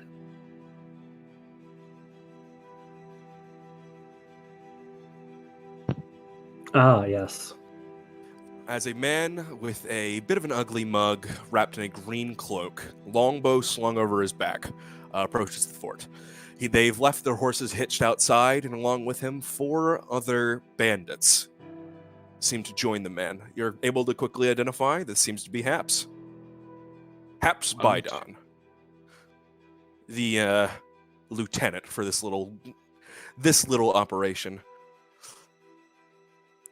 He comes in, acts a little bit of surprise to see that anyone's here in the first place. But as you call out to him, he seems to mostly ignore you. A couple of bandits coming over this way, swords. He phases through the door, through the wall. Yeah, one of them uses their teleport. But the bandits, they grab a hold of their swords just at the hilt. They haven't pulled them yet, and seem to be holding hands out to you to make sure you don't try anything funny. Come now, no need to be rude. It's just breakfast. Come, join me. I assume you all are traveling merchants, looking to just take a day off. Merchants, huh? Picks at his teeth. Well, I mean, maybe he's the merchant, or maybe he's got something that he's selling, and you're just the hired help. I don't make no judgment. Something of the sort. I Would be see good that to you're know- pretty know- smart. We're Yeah, tax I- collectors. I didn't know there was tax collectors out here. Oh, you'd be surprised. Whole region's part of the River Kingdoms. All sorts of good-natured people out here all ready to try to make this place the most civilized they can. Oleg. I'm sorry. Wait, one moment. You said the River Kingdoms. I know many of the royalty, myself being one of them, of the lands. What is the name of your king?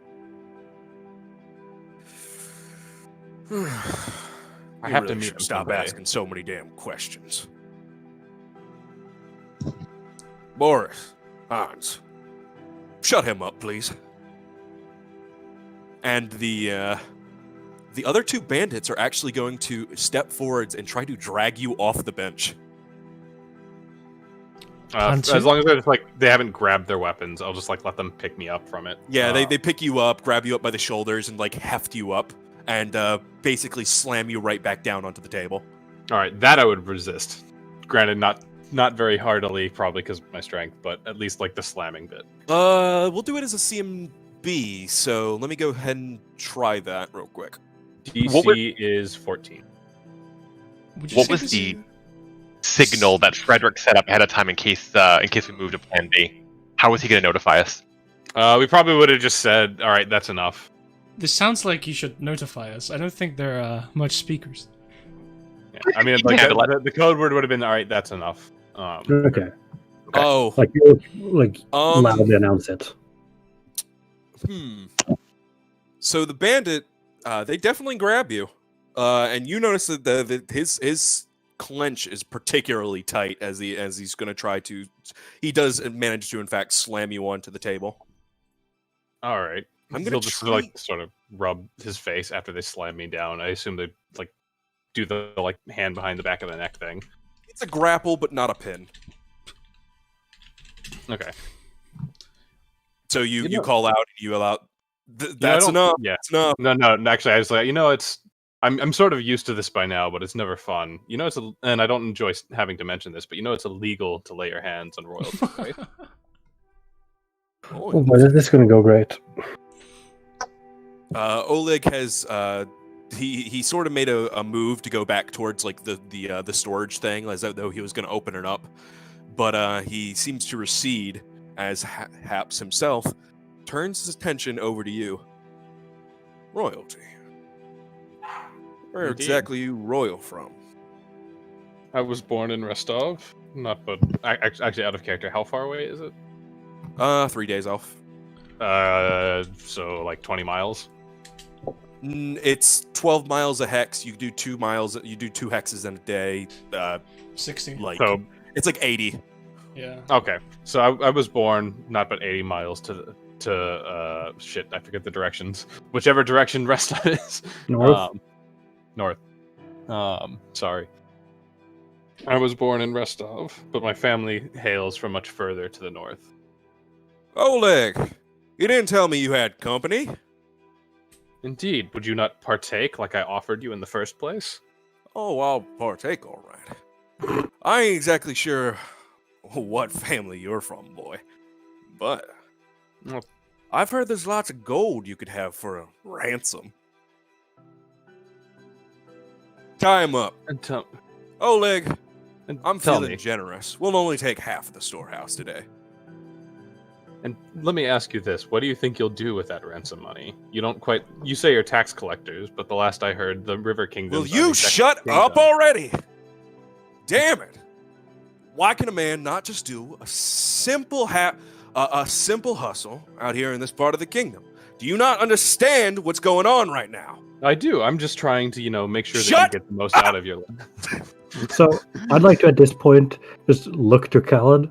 Just like, so we going? Yeah. Fuck the signal, dog. How does Khaled respond? Yeah, he shrugs and nods. Alright then. No, let me try this way. You like business deals, right? Where you make a I lot. start pushing the wagon. Okay, it's like,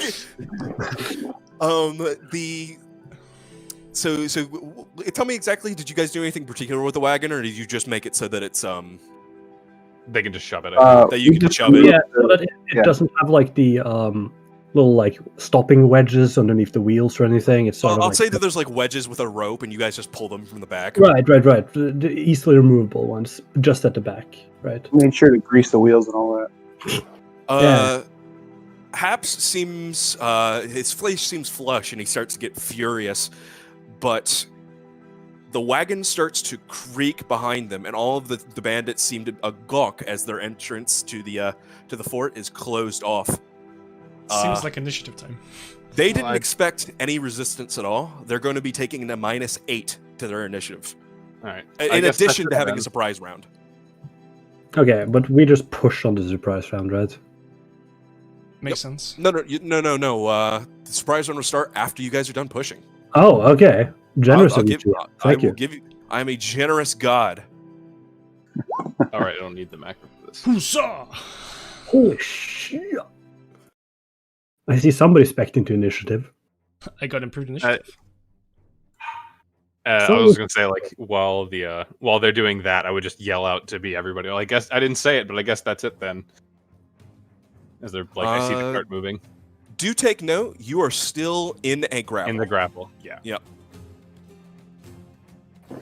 God, I don't want to know how to do grapple rules in a minute, but let me go ahead. And Oh, It's really simple. They just roll their CMD again, plus an effective 7 will be the easier way to do it. Yep. And then every time that the first time they maintain, they can either pin or deal their unarmed damage, or then after Well- that, and only one of them has to be doing that. you'll act like first, right? Wait, why am I rolling for multiple? I'm just going to do it for It one. depends. I only rolled a 9. Actually, I would recommend rolling for everybody because if they all get a turn at the same time, that's actually Yeah, for little this mean. combat, if it's more of a swarm and there's a lot of things, I'm 100% fine putting them all on one track, even if it's a little disadvantageous, just because expedition. But it's 5 guys. I've got my rolls up. We're good. It's level 1. We might die at any minute. It's level 1. So let me go ahead. I'm going to reduce their XP pools by their initiative pools really quickly. Fucking Biden taxing 50% after the storehouse. Who would have guessed? Is that all of them? No. You just rolled. There we go. 1, 2, 3. What? Yeah, you got all 4. Cool. Because one of them's above me. All There we go. right. So the wagon is pushed into place. If I figure out what layer I have this wagon on, Yeah, right? Probably token. it's being weird. So let me just. Ooh. Wag There we go. extend. The wagon transcends reality. Some weird ass space time happens. Yeah. Hey, guys, you, boy. push it at the speed of, you push it at the speed of light. Sean. Hello. Okay. Jean's going to finish the sip from his flask that he was just taking, probably finishing it off, and go, alright, and step out of the barn. Hello. Haha! Hello. Hi. Oh. Waves like a torch. A meal. Also, you said this is surprise round. Yes. Okay. One standard action or one move action only, I believe. Gotcha. It's whatever it's called. Hmm. I was just confirming, just so I knew that. Standard or move, but yeah. Yeah. Well, you can always Uh, compare to standard to a move. So, I will. If I will step up, can you also get a swift? Yeah. Yes. Okay. I'll cast shield and use a swift action to enhance my weapon. Take one off my arcane pool.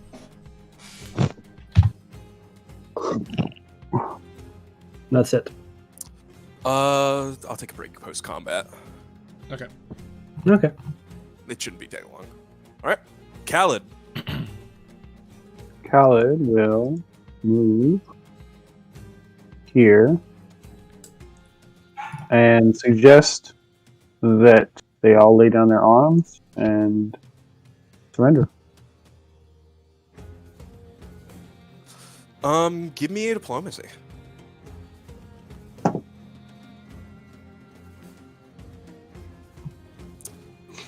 That is an exceptional diplomacy, as you mostly like plead with them, and you seem very genuine in your appeal. And the bandits themselves almost look as though they're a little bit shaken. But Haps Biden quickly screeches out and says, "What are you doing, you fools?" Lightning wants to strike too. I see. They'll kill us. They'll kill us when they're done with us. Draw your swords.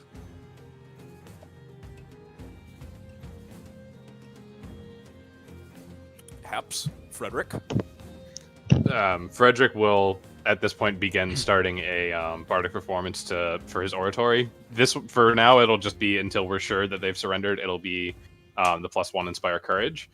But I'll basically be saying, as I was trying to say before you kept shouting me down and throwing me on the table, we're not here to fight you. We simply are guarded and wish to speak with you. And that's pretty much his turn.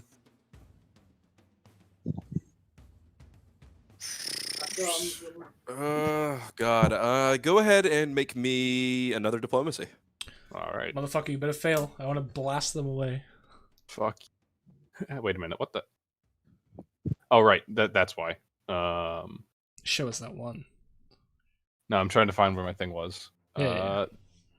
Could I actually perform oratory instead? Is there something under Bard that lets you replace diplomacy checks with Next perform oratory? level, Level but 2. no. Yeah, that's okay. I just didn't take the rank because it'll happen next level.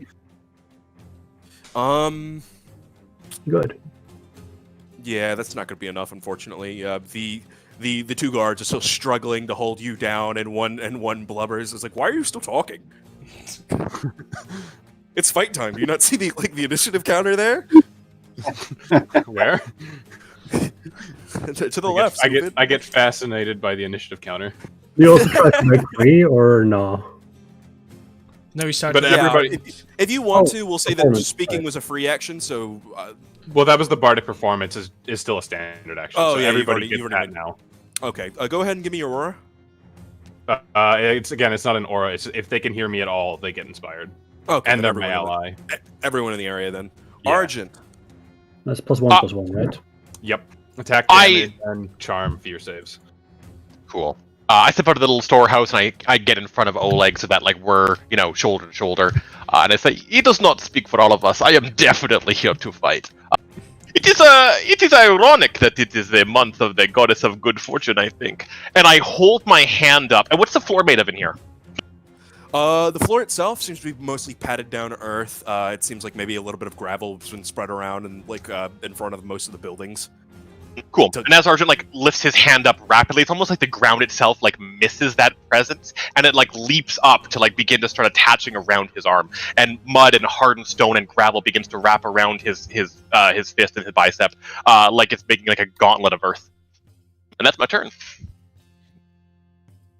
I just want to tell you that the bandit that's right next to you is freaking out. Like, as far as he is concerned, you are a wizard. It's very flattering. Wizards are very bad, but we pass over as everyone has gotten their surprise round, and the bandits seem to be striking away from some of their nerves and getting ready to pull their weapons. Jean. Jean will almost like exasperately just go, "Alright, well, I guess that's it."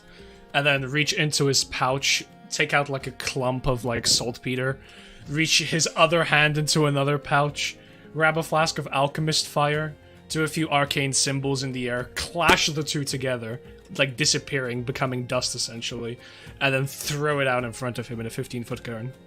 I'm glad you guys have already made up your badass in combat actions. I love them more than anything else.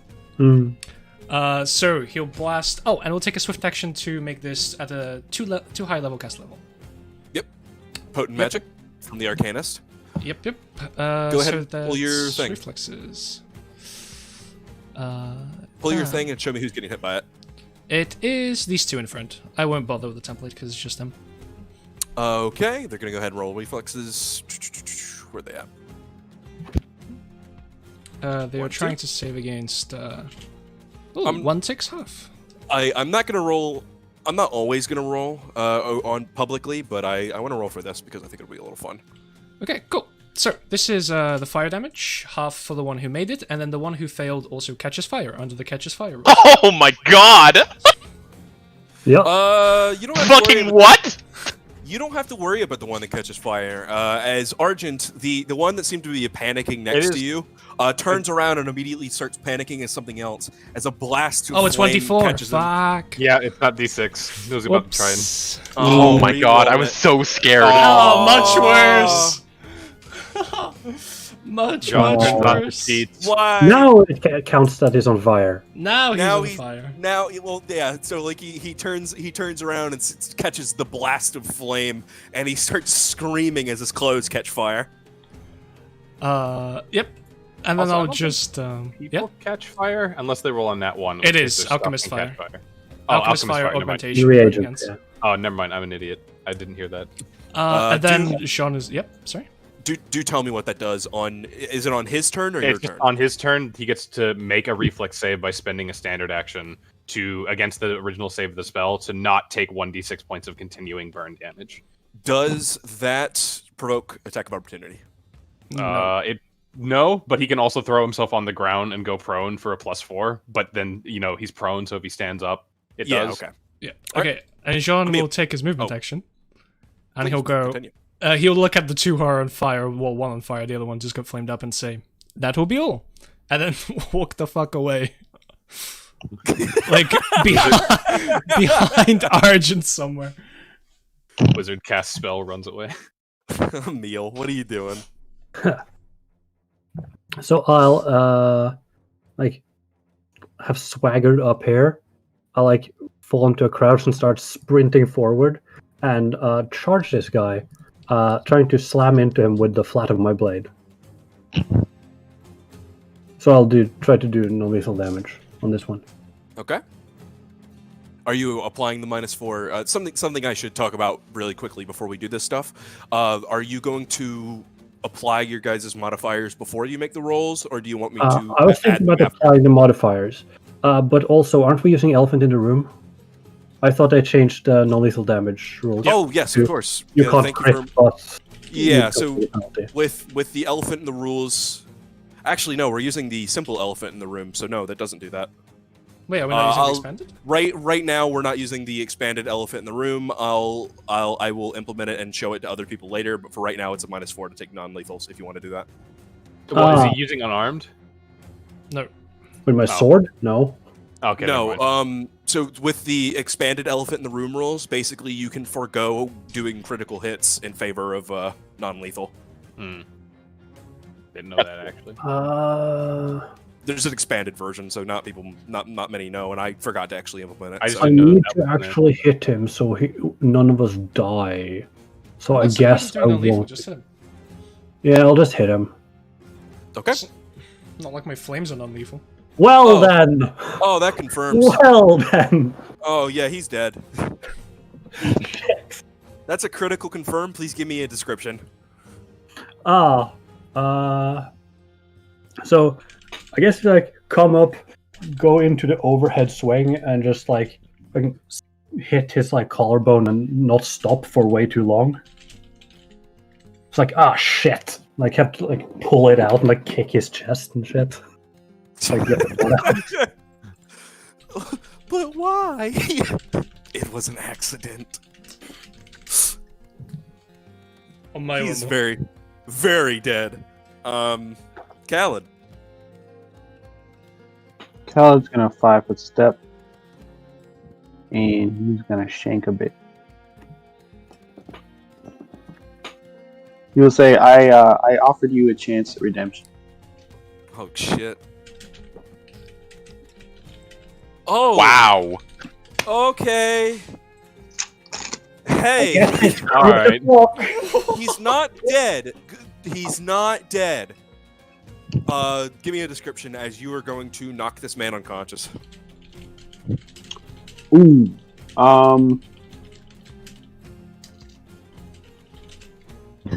He takes his wave blade and he stabs it forward into Hap's chest, like just straight center mass, and thrusts it hard enough that it pierces out the other side of him.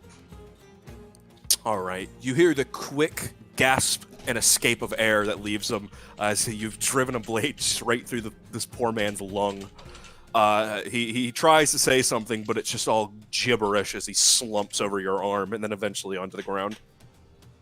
Once he falls, Kallard will turn to the other two and suggest that they lay down their arms and release his friend.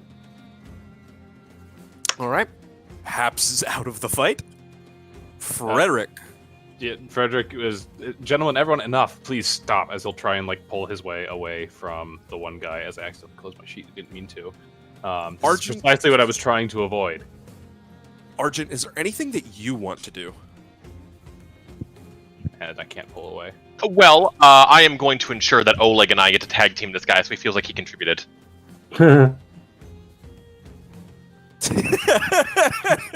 All right. So as you see, so the fight is wrapping down. Actually, you can see that the swords never even got pulled out of their sheaths, but they're already throwing them to the ground. So, is this something you want to do? Yes, absolutely. Okay. All right. Cool.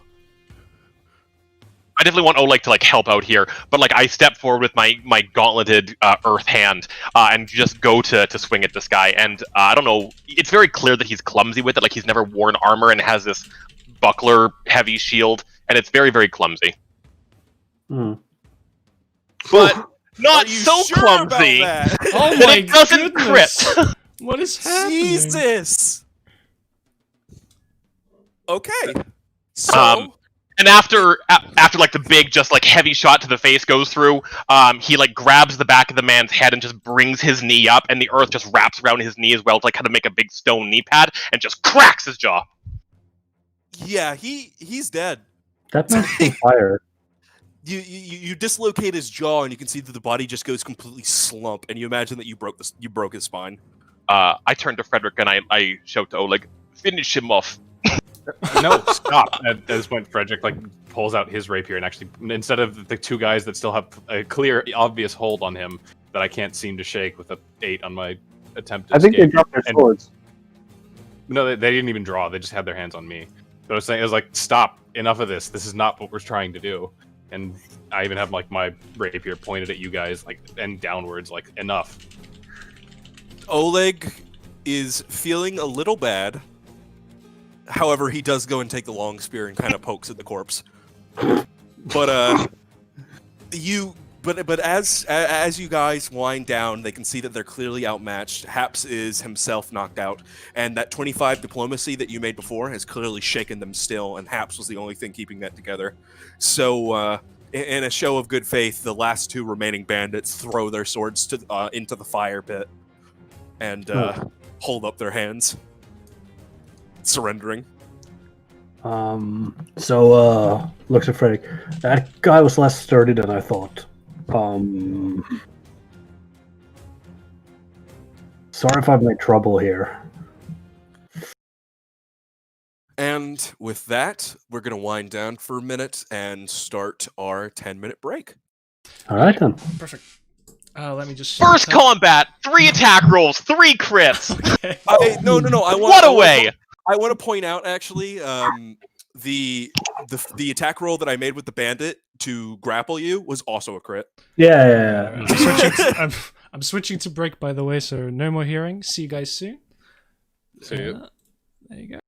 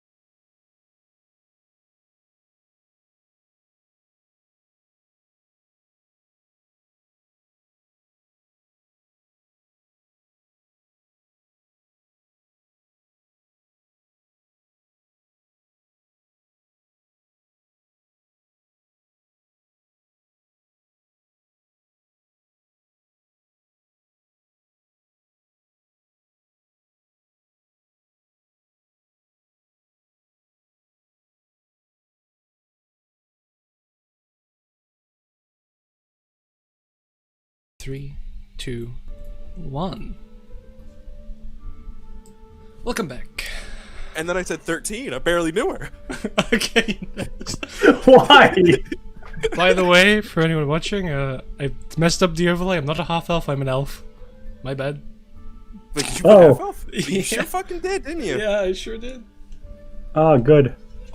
Well, as you guys clear out the rest of this combat, a little bit of brutalism there at the end, the two bandits have thrown their swords into the fire pit and declared a surrender, and the one leader of the bandits seems to be sprawled out on the ground, bleeding out of his lungs. Oh, should we fix that? Khaled will step up at this point and say he was unrepentant, and I don't believe he deserves a chance. Yes. He will turn to these other two and, ask if they are also unrepentant. Lord Frederick? We repent. We repent. Lord Sort Frederick, of like dusting off his where like they grabbed his overcoat and him. Say if all it would have taken to be repentant the first time would have been just be quiet and listen to what I had to say for a couple of minutes. Do you think that each of these three men's lives was worth such a cost? They don't say anything. You're dealing with very simple folk. They're Yes. they're just as starstruck as Oleg seems as he looks among you with like almost a childlike wonder at the absolute savagery that you just committed on these bandits. Khaled will look at Oleg and ask him, how much damage do you estimate these men have done to you? Been stealing our stock for 3 months. Countless furs, trade goods. Hard to say, but I put it in the stock of 1,000 gold. So, how many fingers would you want in recompense for that? Let us ask these men to contribute 3 months of their time to helping you here in payment for the damage they have done. Might have to do a little bit of a rope trick and make sure that they sleep in the stables, but it seems more than satisfactory arrangement to me. And is this satisfactory for you too? With a wild-eyed look between you and him, Oleg's now holding a large spear. His hand is on his waist as though he was part of the fight at all, and he's very haughty. Yes. The alternative, of course, would be we send you to, well, a couple of steps away from the gallows, but you'll take them in time. I think I'd like to avoid a noose. Wait, was that in Oleg's voice, or?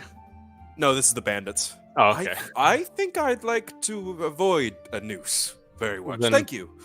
Then you'll work hard to re-earn your place in society. Hey, look, this guy had a cool bow.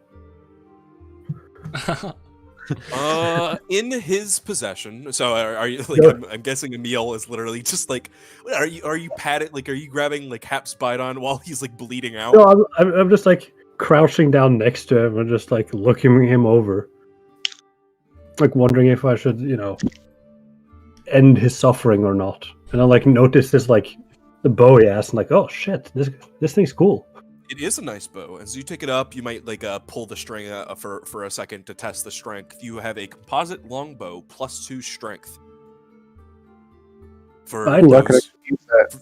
for those who are unawares to how bows work, they have a strength rating that you can tune them to that deals damage if you have that modifier. But it's 14 strength. Someone's got it. If you have it below, it's hard to use. I'll pick it up, sling it over my shoulder, and then like say to the unconscious Haps, "Today wasn't your day, was it?" And then like take my belt knife and just like finish him His off. misery? Yeah, okay. Yeah. All right. Jean One will clean like cut. like stand around and then just like look at his pouch and say, "Ah, that was my only alchemist fire." We can get you some more. Good luck. Apparently, the only guy that sells them speaks about Twigglewigs or whatever the hell. Give me a Is it- perception. Is it possible that I could stop Gene before he does this? Just hand on shoulder. I'm not doing anything. Oh, I'm sorry. It was Emil that was cutting his throat? Yes. Yeah. My apologies. Same thing. Is it possible that I can just put a hand up and stop Emil before he does this, just to say a word? Sure. We're getting on 15 seconds now. Oh, so he Not also does to get a chance intercede. to like stabilize himself, doesn't he? But I do think that it is potentially possible that we should give their leader the same opportunity to surrender as his inferiors. At least we can get him to stay there and listen calmly this time if he's down Like- by a rope. Quite right. I like how I'm holding his head with one hand, knife like a couple inches off his throat with the other. Like, I mean, if you say so, I guess. And if a worst case scenario occurs, then he can go tell his leader that we are to be feared. Well, I mean, sure. Jean, that's plenty well enough. As you notice a slight jingle, you hear you're well attuned to the slosh of liquid as you see at his waist, covered up by a couple of throwing knives. There seems to be 2 bottles of alchemist fire At Haps's side. at Haps's side. I like crouch down and then just like, move the leather straps, pick up both, twing them around. Well, would you look at that? Huh. Well, Are they labeled with like my lucky alchemist day. fire? You know, but someone who's seen alchemist fire before, it's really sticky. It's kind of an orangish liquid. It doesn't even look like something you would drink. Right. It's definitely my lucky day. Somebody's lucky day. First of Desnus and all that. Well, this goes to Desna. Takes a swing from Flask this week. In addition, you'll find all of these things on his person. One in particular would stand out, being an amulet. This is why I need to. Yeah, I mean, not you could- read. It's fine. You see that there seems to be an amulet. That seems to be a silver stag wearing a slight, like a little dinky crown that's been added after the fact. Huh.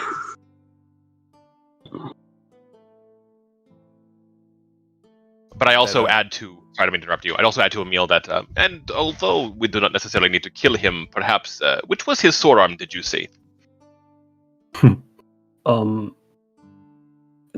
Like, I mean, if we're gonna get him to like be tried or whatever, then we shouldn't like Maim him. maim him like before any sentencing has been done, right? That was not my suggestion, and I just walk over and I put my foot on like the back of his shoulder while he's like face down, and The back of his neck. in a way that we would be able to just like pry and snap his shoulder to like dislocate his arm. Okay. Oleg has a pretty clever idea. He takes the bow, the composite bow that you found in hand, and he sees what notch seems like it's shot the most arrows. He finds out that it's on the most worn out side, seems to be its left side, so that he is right-handed. Well, Nice. Oleg's actually smart. And then I again, hope working he with Emil, if he's receptive to it, we'll just break his sword arm.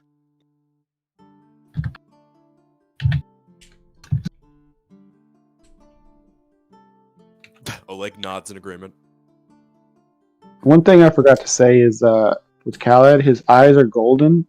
They only glow when he gets angry, and they were glowing quite fiercely when Haps refused to surrender.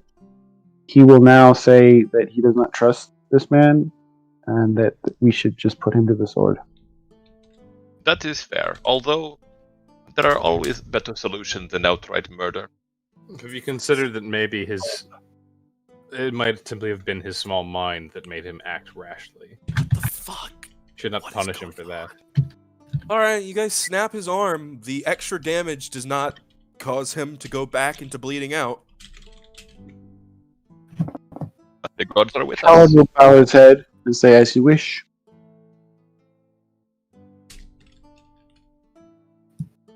And if he gives us some sass, then we can do the other one as well.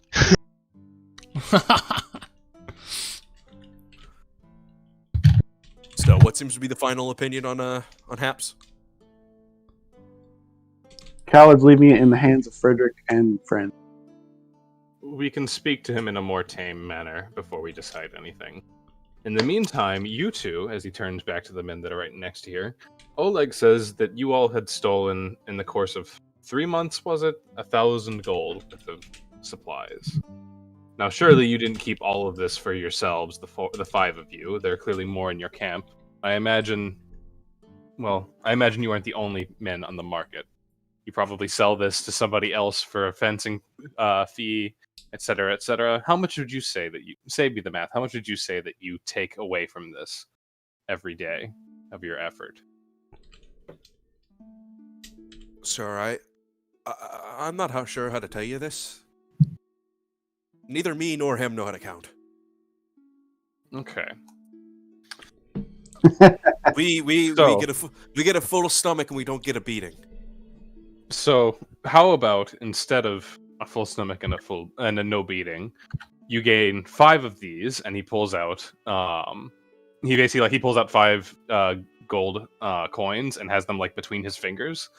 They're like the thing where like you have like literally a coin between each of your like the tips of your fingers.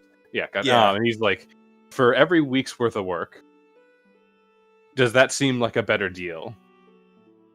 Their eyes go wide with a childlike wonder at the luster of gold. Not so fast.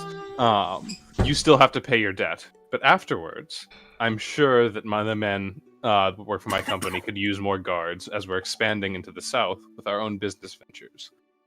We'll work. We'll work. Anything's better than starving and drinking piss beer. That's exactly what I assumed you would say. That's exactly what I assumed that anybody would think. I don't blame you for what you had to do to survive down here. I only blame a man for when he fails to see another way. When one is presented so openly to him. Do you catch my meaning? Yes, boss. We catch you right. Then, Oleg, I entrust these men to you. As you say, a couple of young hands might not be too bad. Ask them about this amulet first. They'll still be taking a beating. Just amulet. Remember, they need to, have function of their hands to work for you. All the bosses wear amulets. As far as they've those ones with the silver, it's the stag with the crown on it. Yeah. Haps, Ox, Kressel, even Akaros, he's got one too. How many more bosses are there? Just these 4?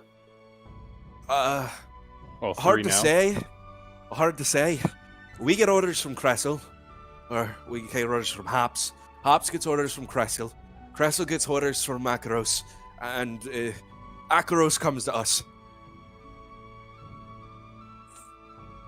How many bandits are there? They can't count. Fair enough. If you free my fingers. Compare how many of you showed up compared to how many there are. Was it like half of you went, or he's being tied up by Oleg as you speak, ropes binding his hand, but he asks if he can be freed to show you. I assume there's the other one that hasn't been bound quite yet because he's going. Yeah, okay. Then he'll give him a rough nudge on the shoulder, be like, "Come on, man." And the bandit will hold up 10 fingers, and then close them and hold up 2.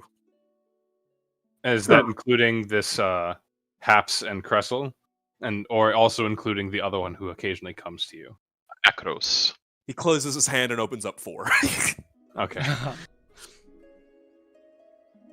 Thank you for being so forward.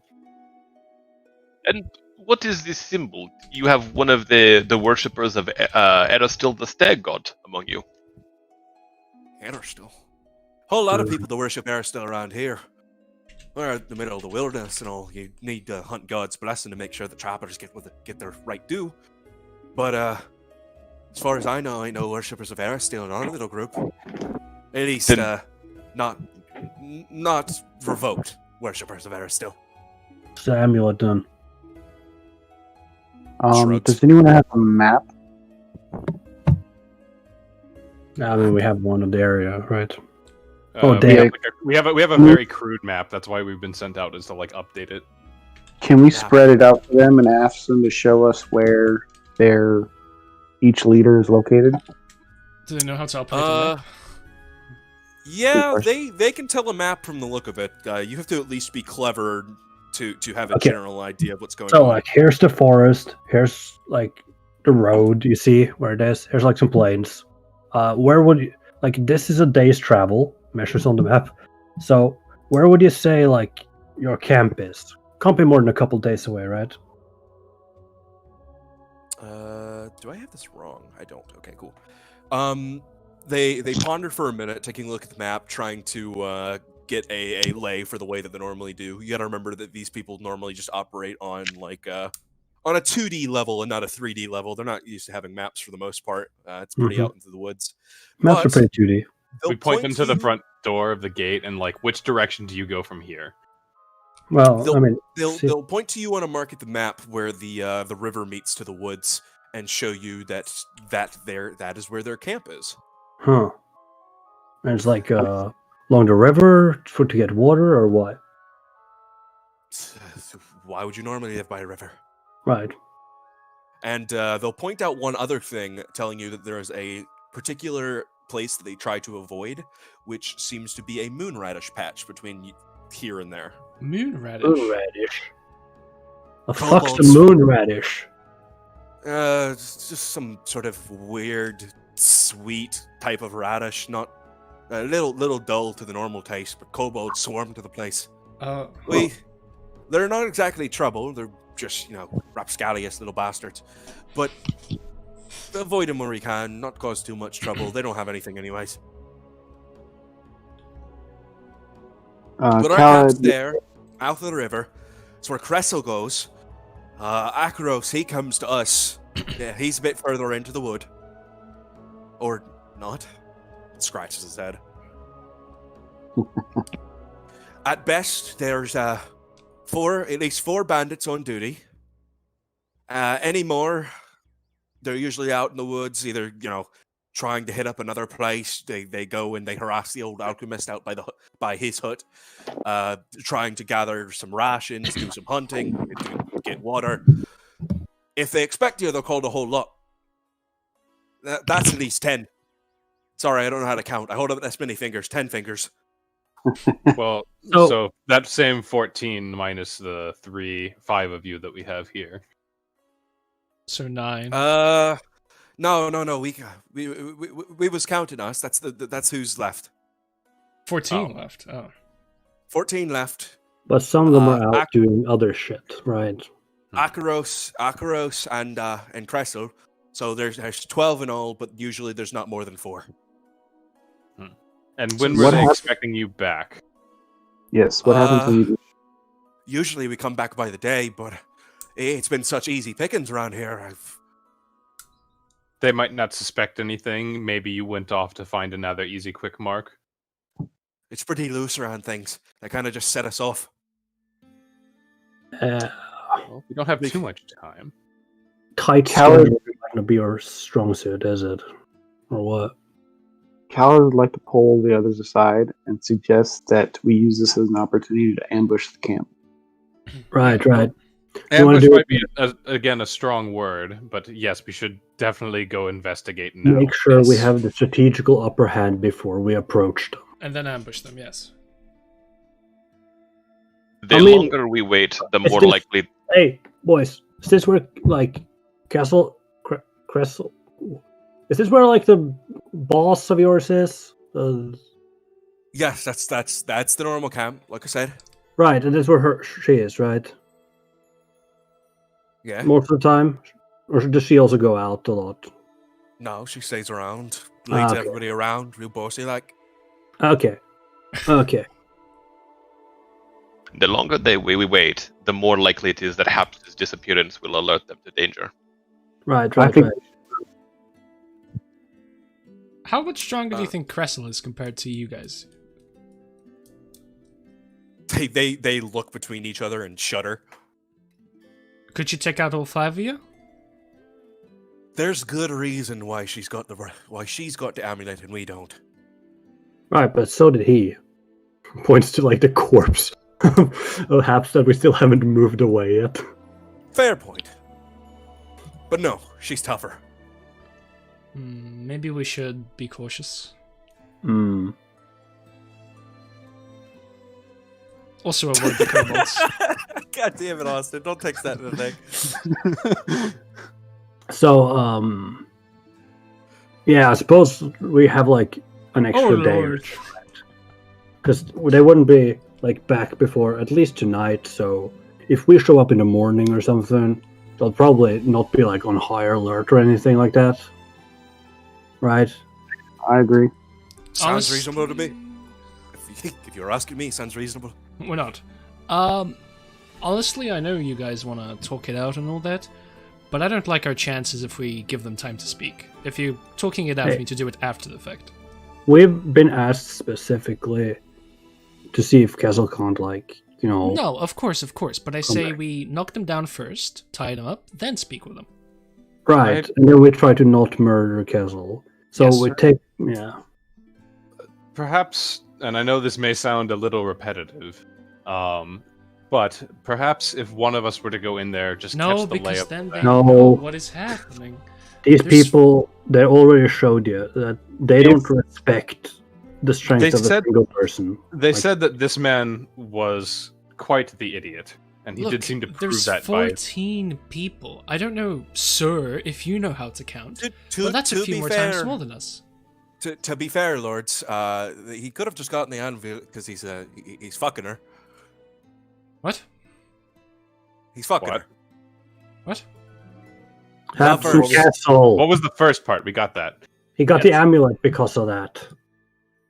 Oh, Death bastards. Look, point being, I don't like our chances if we have one person walk in and then they go, oh look, there's some boy here, and then the other guys swarm. These people don't respect that sort of thing, right? Well, it is a few days' travel before we get there, and when we arrive, we will get the lay of the land. And if it turns out that this Kressel does have a weak spot for pretty men, Frederick is much more attractive than this Haps. Surely that just shows us that she does not have a weak spot for pretty men, but ugly bastards. Fuck. You're right. Actually, I was going to say, how attractive are the two men before us and the two that are currently in their own blood on the ground? They're younger for the most part. Most of these bandits... by comparison to Haps. Is he just the closest thing to beautiful man? I'm getting there. They're about what you would expect at a bandit. These guys are dirty, unshaven. They look not many teeth. They look a little bit lumpy, missing a couple of teeth. They're pretty gross. Haps is uglier, by a pretty far standard. Yeah.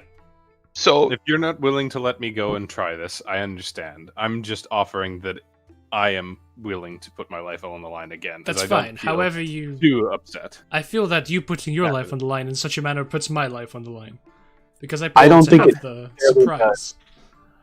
Well, Cal would point out that if we take strong positions, then it will be just as much a surprise for us to attack them with him in the open as it would for us to attack them out of nowhere. I don't think that's how it works, no. They know that someone's there then. We have many challenges before us. Giving Frederick the opportunity to see whether or not his plans can be trusted earlier rather than later seems wise to me. Alright, sure. We can have the plan fail again. We'll see how it is. And then I think it did work, it just didn't go as planned. And also, if she has a thing for unattractive men, then we have a meal. Hey! Well, you do pass for a bandit. Well, fuck off to you too then. Look. I mean, he looks like a bandit, yes, but at least he looks kempt. Right, thank you. Thank you. You know, maybe not the best, but like somewhat. Okay, I take it back. Fuck you too. What is this? Oh. Look. Let's just go. And let's avoid the kobolds, please. Have you ever tried cologne? Yeah, didn't suit me.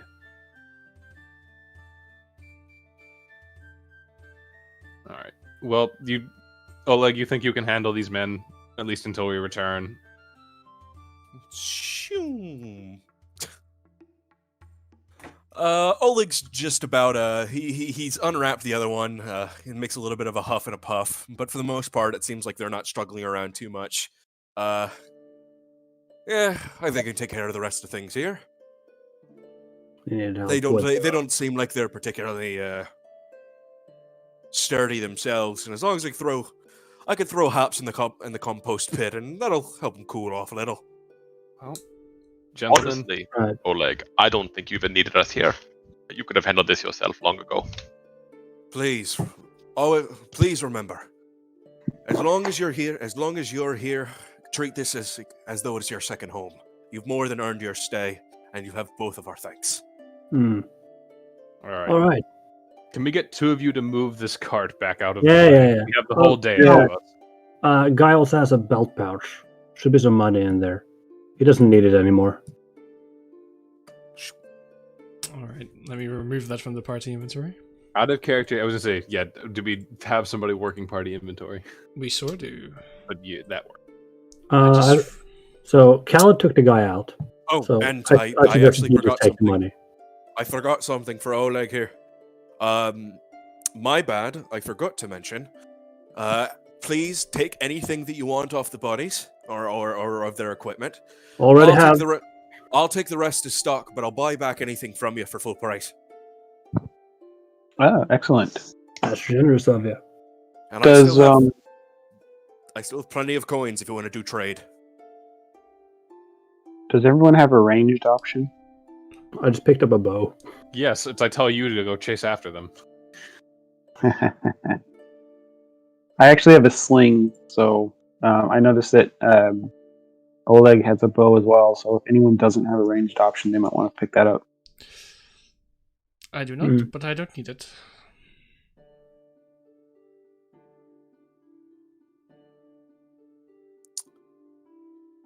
Yeah, I took the comp bow because I can make that shit magical. Sounds fun.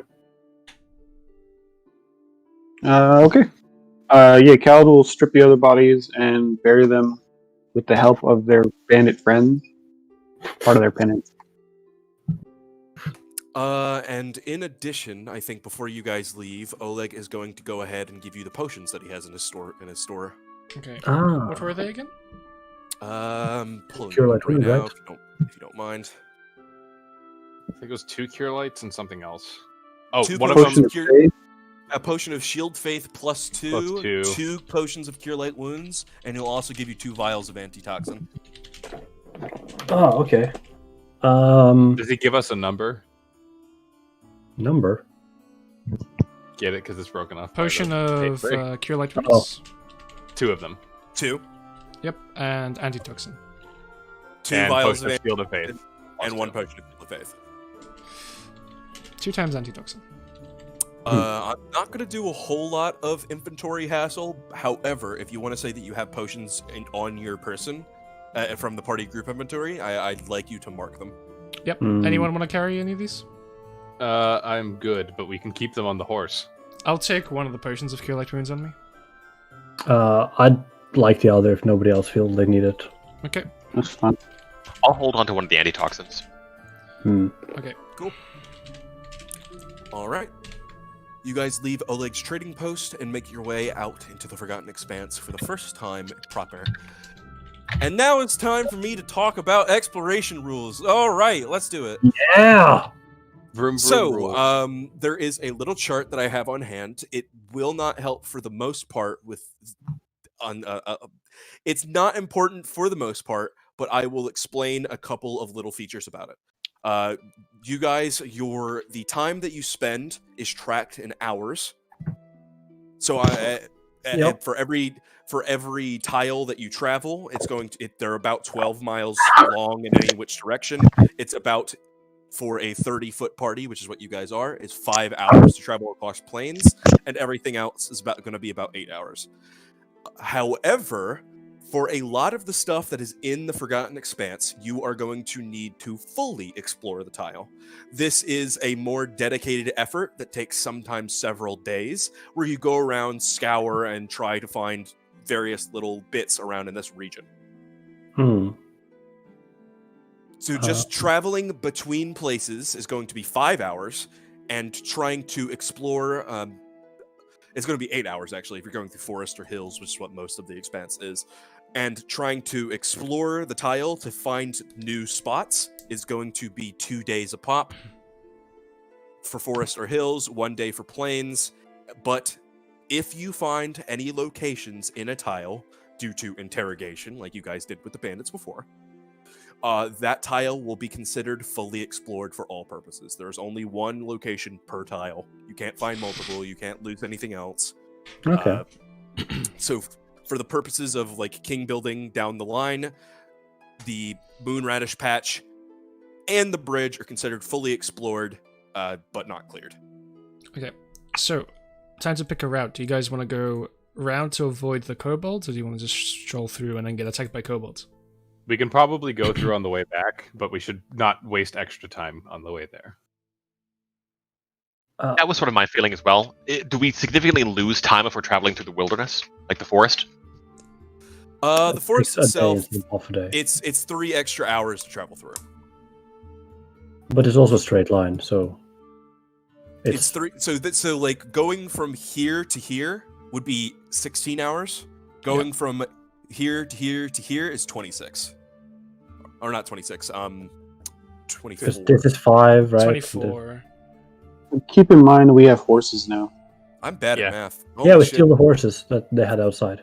So, 5, 10, 18. What the fuck is wrong with me? Yeah. So 18 hours quickest per way round. to get Yeah, right to their because camp is just to go right through it. Either way, it should take us exactly the same amount of time as it took them to get here, Right. Yeah, which is less than a day. because we have their horses now, right? Yeah, Well, so we also have our own horses. we can actually afford to go around without missing out on anything. Yeah, I would vote we would loop around as opposed to just Yeah. risking the additional encounter. I agree. I agree. Okay. All right, we'll say that it's about 9 o'clock. So if you wanted to go without stopping, it would be about 3 in the morning. So you guys can choose. Do you want to camp along the way and get a proper night's rest? We could probably camp, probably I'd say towards the northwestern, or well, on this map, northwestern edge of this hex, just before we enter the woods. So like here? Yeah, thereabout. Yeah, because I just wanted to say, like, if you went right now, you'd be fatigued at the time you arrived. Yeah. Yeah, I wouldn't mind sleeping over it as well, just so I can regain spell. So it's early, right? So they probably move like here and then like walk the last bit to the trading post in the morning Yep. as well. So we can do the same tactic back to them.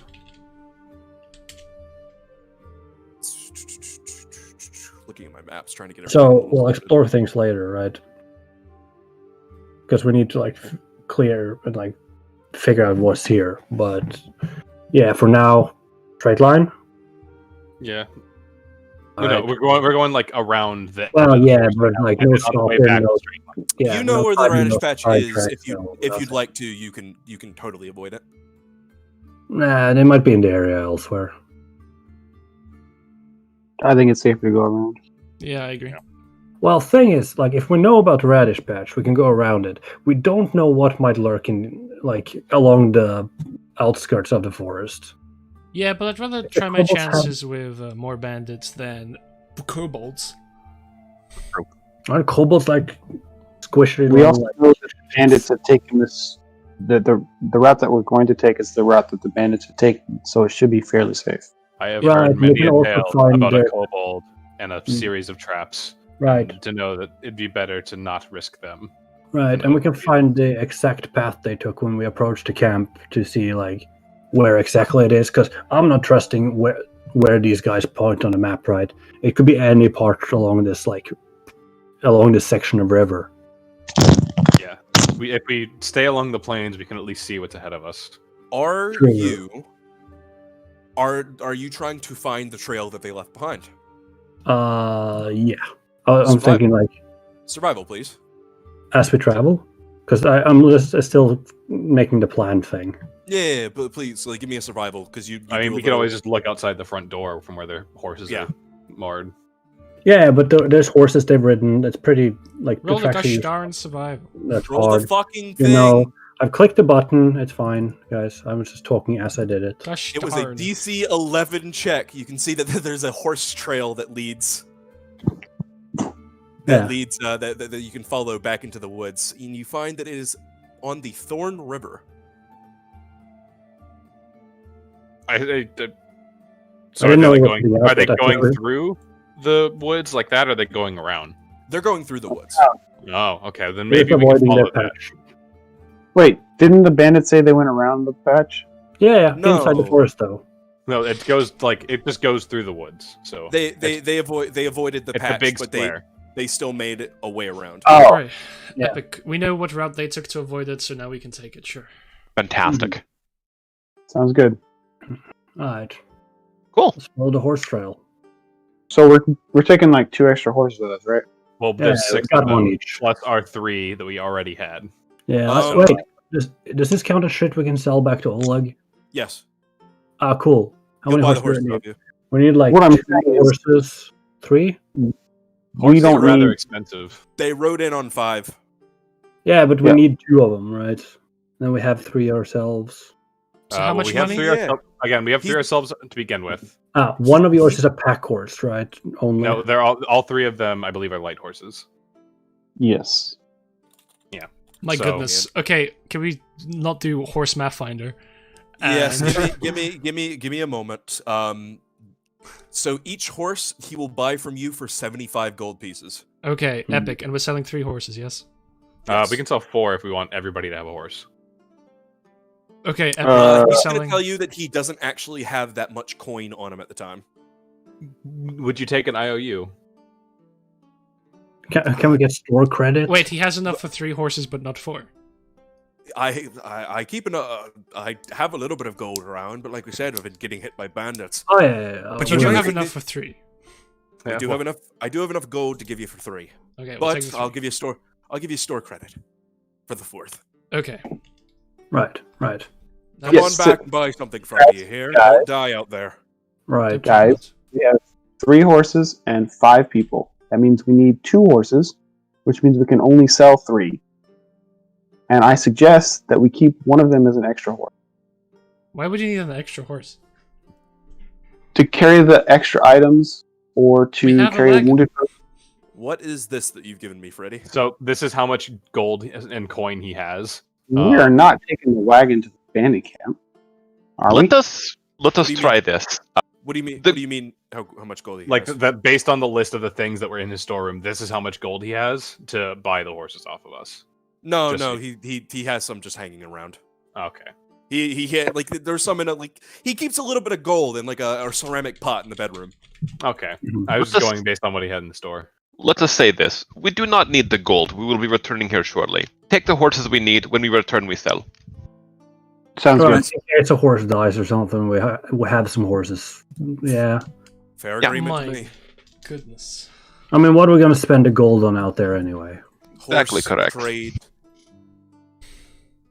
Horse Yeah, finder, horse- yes. Okay, epic. Horse Let's for each of us. One for the gold. We'll figure it out when we get back. I- Let's mosey. Not just yet, because Horse Finder has not ended quite yet. Oh no. No, hold on. I need from Emil and Jean. Emil, Jean, and Argent. Please name your horses. Oh my gosh. My Little Pony. Listen, Uh, you have to. It's like Pokemon. You have to give it a name so that when it dies, you feel sad. My Name- horse name has horse. has like an apple shaped kind of like speckle on the middle of his forehead, and I've never seen an apple before, so I name him Mr. Mango. All right. I name mine Equals. Equals or equus? Equals. Equals. Equals. The Eagles are coming. Equals. Do we have a horse named Percival yet? No.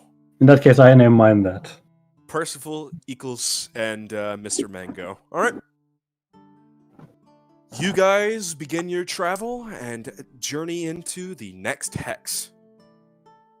For every tile that you guys explore, I would like a 1d100 from somebody. I'm doing Got it. Too late. Fuck you. All right. Mine's better.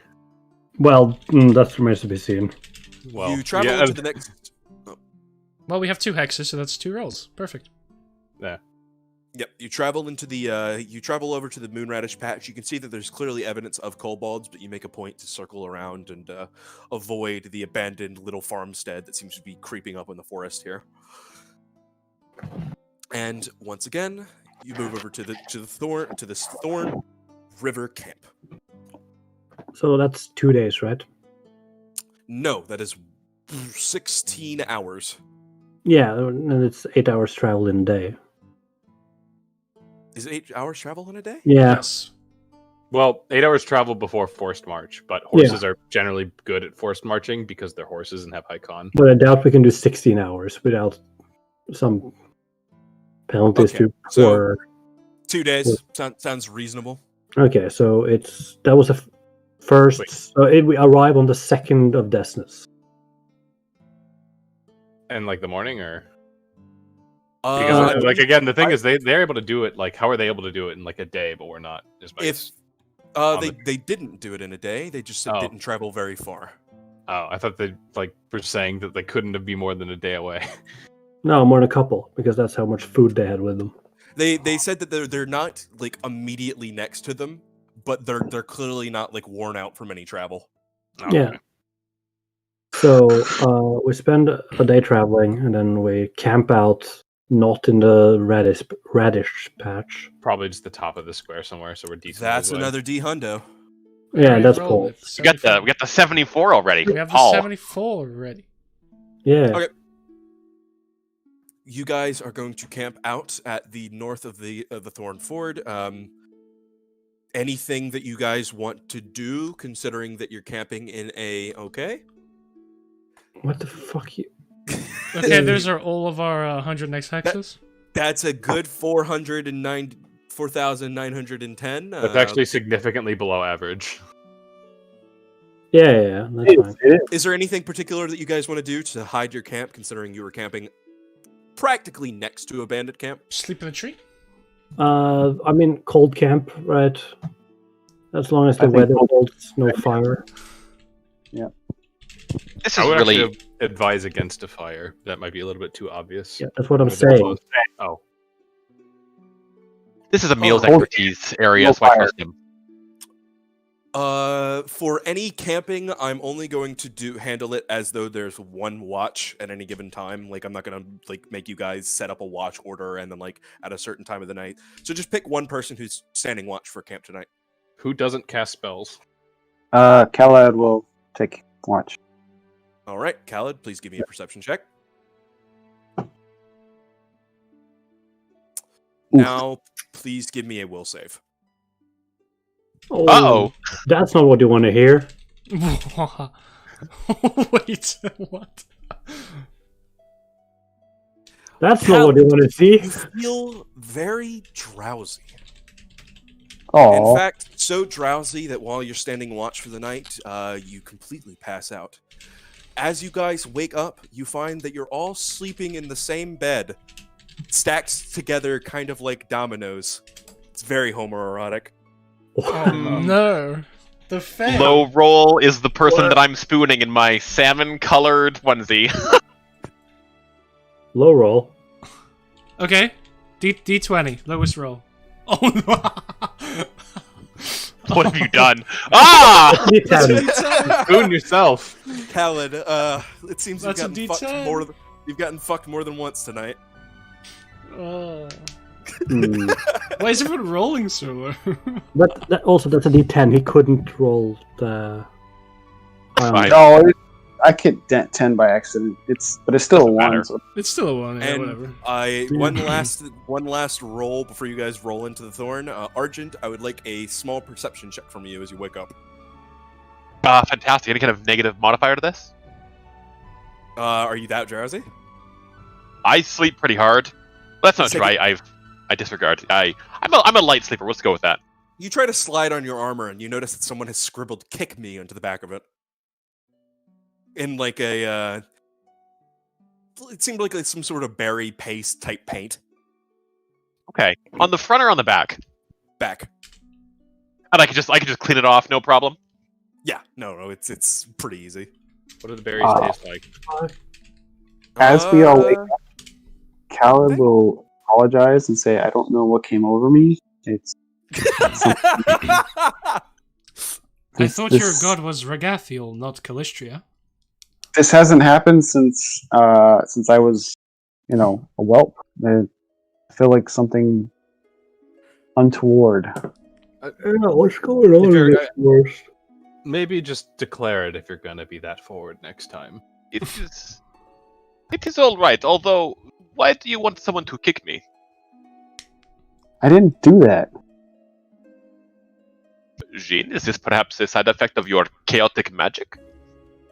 My magic is far from chaotic, and no, it is not the side effect of it. We're quite orderly here. Oh, let's get ready. I believe we have a bandit camp to ambush.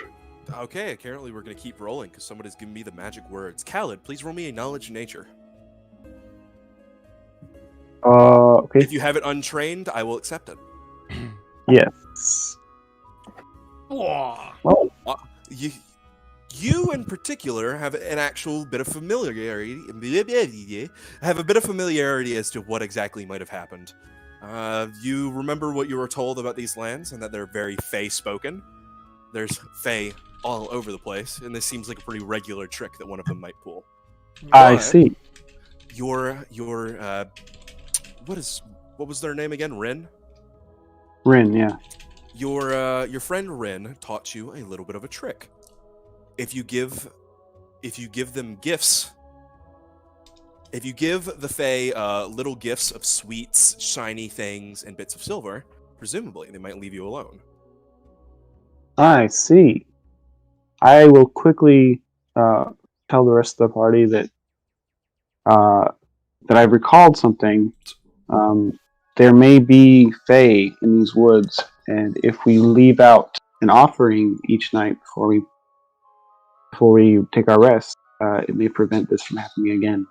It wasn't that big of a problem, although Fey tricks can get a lot. Yeah, it could get worse than this. Yeah, let's not get on a bad foot of the Fae. What kind of offering you thinking is reasonable? From what I recall, they like sweet things and shiny things. I don't think it has to be inexpensive, just something that's attractive. I mean, I have some silver coins that, I don't necessarily need as much as I need a good night's sleep. If you don't want your silver, then you can hand it to me. No, I was thinking about the Fae to avoid this sort of thing. Well, we needn't worry about it today. We should only have to worry about it tonight. Right. Alright. So Worry after about the it whole later. bandit thing, then, right? So when you say Fae, you mean a leprechaun or pixie or something? No, Fey Something along take those many lines. forms. A little leprechaun is just a gnome when you think about it, but they're not they're Fey, but they're no longer Fey. I It's think I know rather long most and take offense hard to to that. remember tail. Think So you were saying- unicorn. But you are saying this is prank. Yes, nothing more than to them an innocent prank. Although what to them is innocent can change from day to day, and can wind up not being quite so innocent for those. I on their seating. remember reading in a book that in the first world, for Fae, death isn't quite the end. So sometimes they pull pranks where they murder each other. I reckon we should watch out. Yes, that's what Yes. Sounds That's- terrifying. innocent to them and innocent to others are not exactly the same. Right. Thank you for the warning. Maybe post better watch next time. Like maybe 2 people. Okay, let's worry about it later. For now, I believe, Emil, you're going to be on the front lines scouting. Right. Yeah. Let's do this thing then. All right. You continue on. You have a general idea of where the camp is, and you know how it is that you would like to approach. Mhm. Is there? However, as one might imagine, bandits might keep watch, and there might be some misunderstandings. Does anyone particularly want to come forwards first? Can we like try and do just a general like scout around the edge of their camp just to see if they have any traps or any like where they're keeping people watching? That would require a stealth check because you're going to be trying to avoid their Yeah. actual view. I'll try to approach. As well, you're also going to need to give me a perception because they might have some hidden locations themselves. Yeah. It's a post and stuff like that. I could just take off my armor, in which case, like as I'm doing this, probably with somebody just like stealthing around the edge, I would have 2 over whatever this rolls, so an 11. I'll tag along, The element of surprise. Just to see where everybody is, or even So if like where the actual edges of the camp are. You're sticking to that 11 to. Yes, well, I mean, like I could take 10 if you'll allow it, but I assumed you wouldn't. You have some time. You want to take some? I'd say that you decorate yourself with some leaves and do some other stuff like that. Okay, so that would make it a 15, taking 10. Okay. I'm gonna roll the bandit's perception publicly because I think it'd be really funny. I was going to say, depending on Okay. Doesn't matter. So then we need to perceive them, right? Yeah, but that's the other part of scouting. Yep. So now you guys can make me perceptions. I don't know why I rolled that 16 plus 2 publicly, so don't worry about it. And then I recommend once you've scouted this, we fall back and then formulate a plan. I think it's a good idea. Give me just a moment. I'm going to do some reveals. Whoa. It's a big reveal. So you can see that they seem to have some watch posts that are hidden up in the trees themselves. The bandits trying to obscure themselves through the branches and the bits, but they are armed with longbows. There seems to be an unusual gaggle of bandits in the camp. There seems to be 5 and 1 woman that seems to have been bossing and ordering them around, asking them to gather loads of firewood and prepare extra meals. Suspiciously, you see that there seems to be another person. They are completely tied up with a rope. They seem to be wearing a long, very plain smock and are being held prisoner. He has a long scar on his face, unkempt, very loosely sprung hair, and you can see the holy symbol of Aristil dangling from his neck. Noticeably different from the stag pendants that each of you are carrying. By Joe. Looks like. Want to know how I got these scars? I forgot to do the Oleg. I forgot to do Oleg and Svetlana's little thing, so I'm going to very quickly do the reveal so that people can remember who they were. And here is Cressel, the leader of the bandits. Oh, she's great.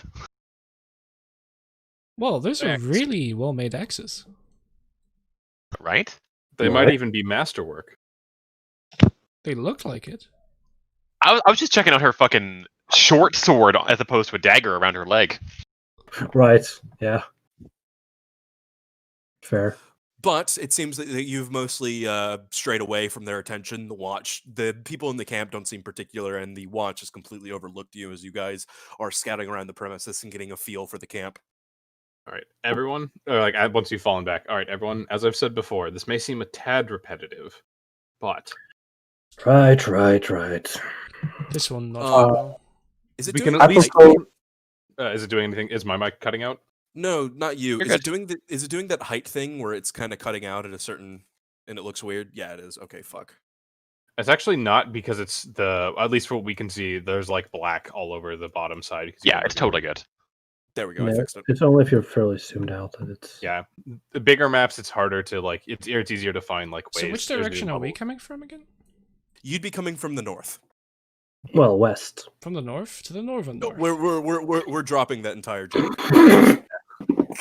I propose that all of us except Frederick circle around to the south side and then come up here. Depending, you can always adjust what I was thinking, but at least to get her isolated and separated, Frederick pulls out from one of the horses a bottle of rather fancy looking wine in 2 small glasses. What? I could attempt to speak with her, try and make matters clear with the whole Svetlana thing. And in the meantime, maybe one of you stays back just to be safe, but the rest of you circle around definitely and see what they're doing with that man. Actually, I think that if there is fighting to be held, it should be as far away from the prisoner as possible so he's not caught in the crossfire.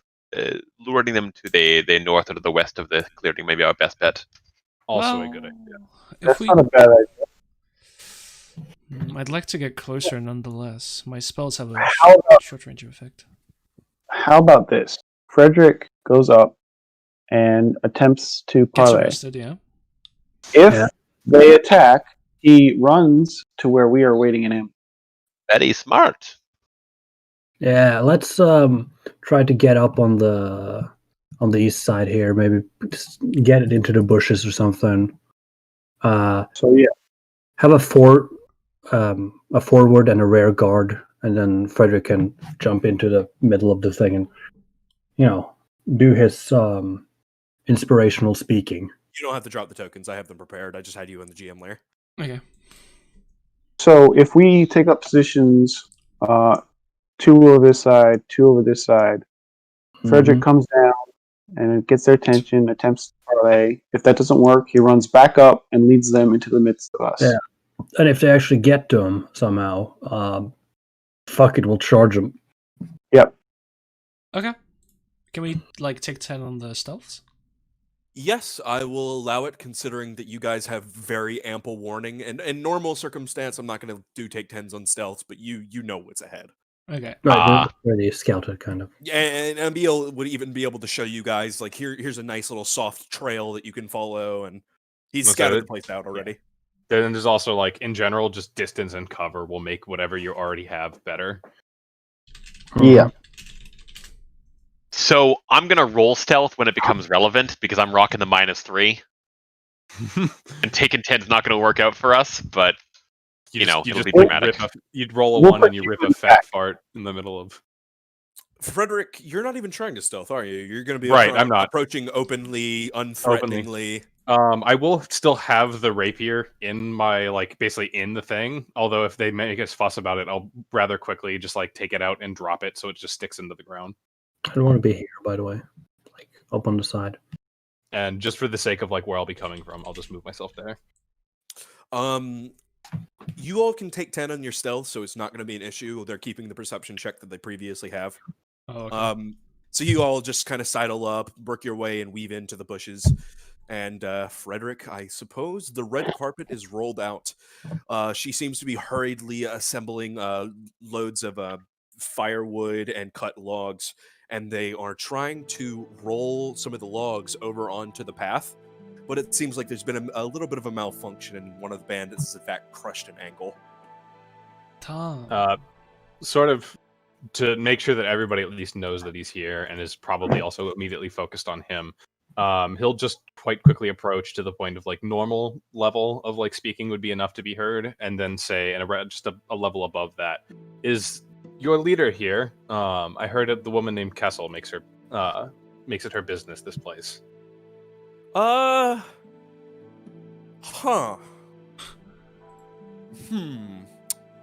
Give me a diplomacy anyways. Okay, if we can. How long do you want to hold this on? As in, how often do you want, re-diplomatizing? It's not for the reason that you think. Okay, fair. As you 6. approach, I'm going to give a +4 bonus to that. That means 10. That means. As you approach, I'm guessing unthreateningly, maybe your hands are in the air or the like. Actually, one of them is basically literally held up by trying to hold 2 wine glasses and a bottle, just sort of at waist level in front of him, and the other is just loose at his side.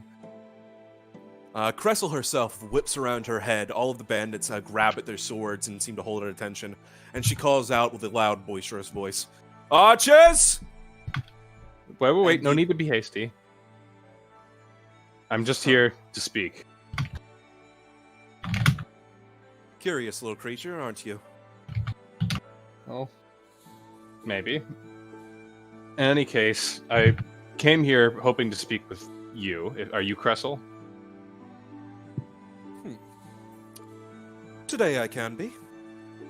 It's not very many men that I see that would strut into the wolves' den by themselves. I'm hoping that maybe this would turn out to be not quite such a wolves' den. He'll like lift up his hand with the wine and say, "Would you care to talk?" You've come into the wrong part of the woods for talking, stranger. But you're lucky. You caught me in a well enough mood. So he'll just sort of Alright. like look over at at least the three men that he can obviously see here. I don't know if I can see the guy up on the. You can.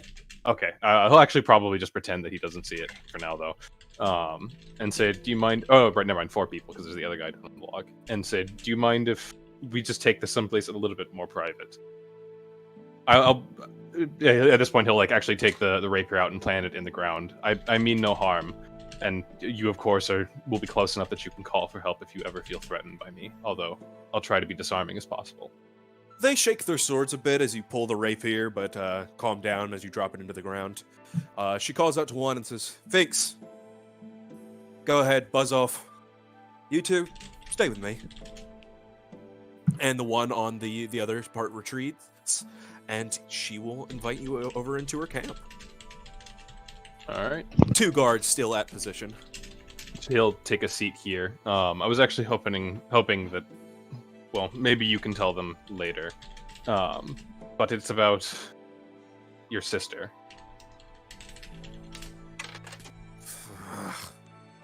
Of course. Who else could it have been that would have sent anybody after me? Well, you first. Go ahead. You keep talking. Right. Internet. You're wasting your time. I don't want to hear anything that she has to say, and I definitely don't want to hear it out of some stranger trying to strut through the woods. What are you? Would you care if she got hurt? Hunter? 2 blue blood. Noble. You're from Restov. Indeed, I am. In fact, at this point, he would already have poured her like a glass and either given it to her or given it to somebody to take to her to fill his own, but hasn't started sipping from it yet. He sits on the bottle and then pulls out probably the charter. I don't know, like if each of us have like a copy or anything, but assuming I have a copy, he would have pulled it out and said, yes. Okay. I came here to give you one opportunity.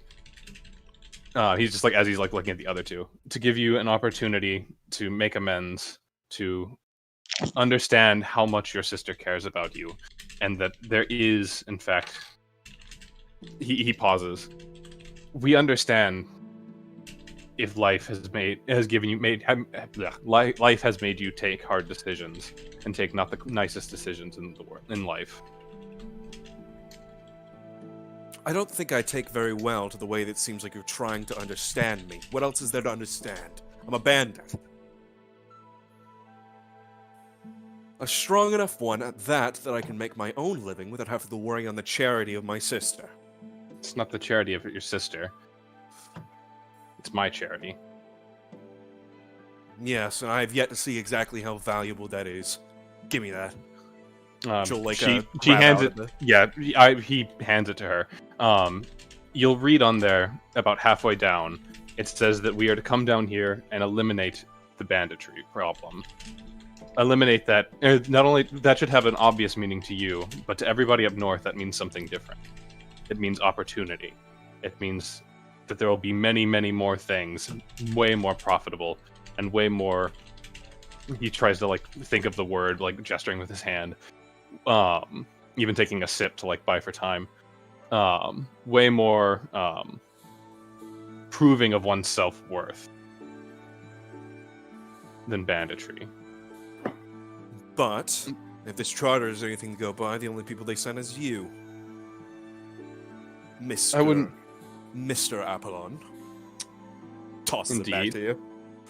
Indeed. There's only me and the rest of the men in my charter. Of course, most of them are just hands to help me with what I need to get done.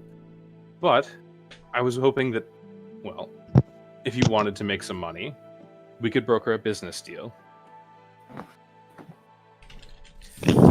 I need hands once I'm actually going to, rule this place. Or even if not me, I need somebody to help me clear out the land. At this point, he's also gonna look back at the men and women. Not the men and women. Sorry, the two guards that she has. And there's other things that I'd like to ask for your help with in private. I don't think that these two people would quite understand the gravity of their importance. I don't think that they would make the right decisions. Optionally, this is up to you. You don't have to do it, but it is a sense motive check to get a feel for the room of the people surrounding you. I can do that. Assuming no bonus, then 17. That is more than enough.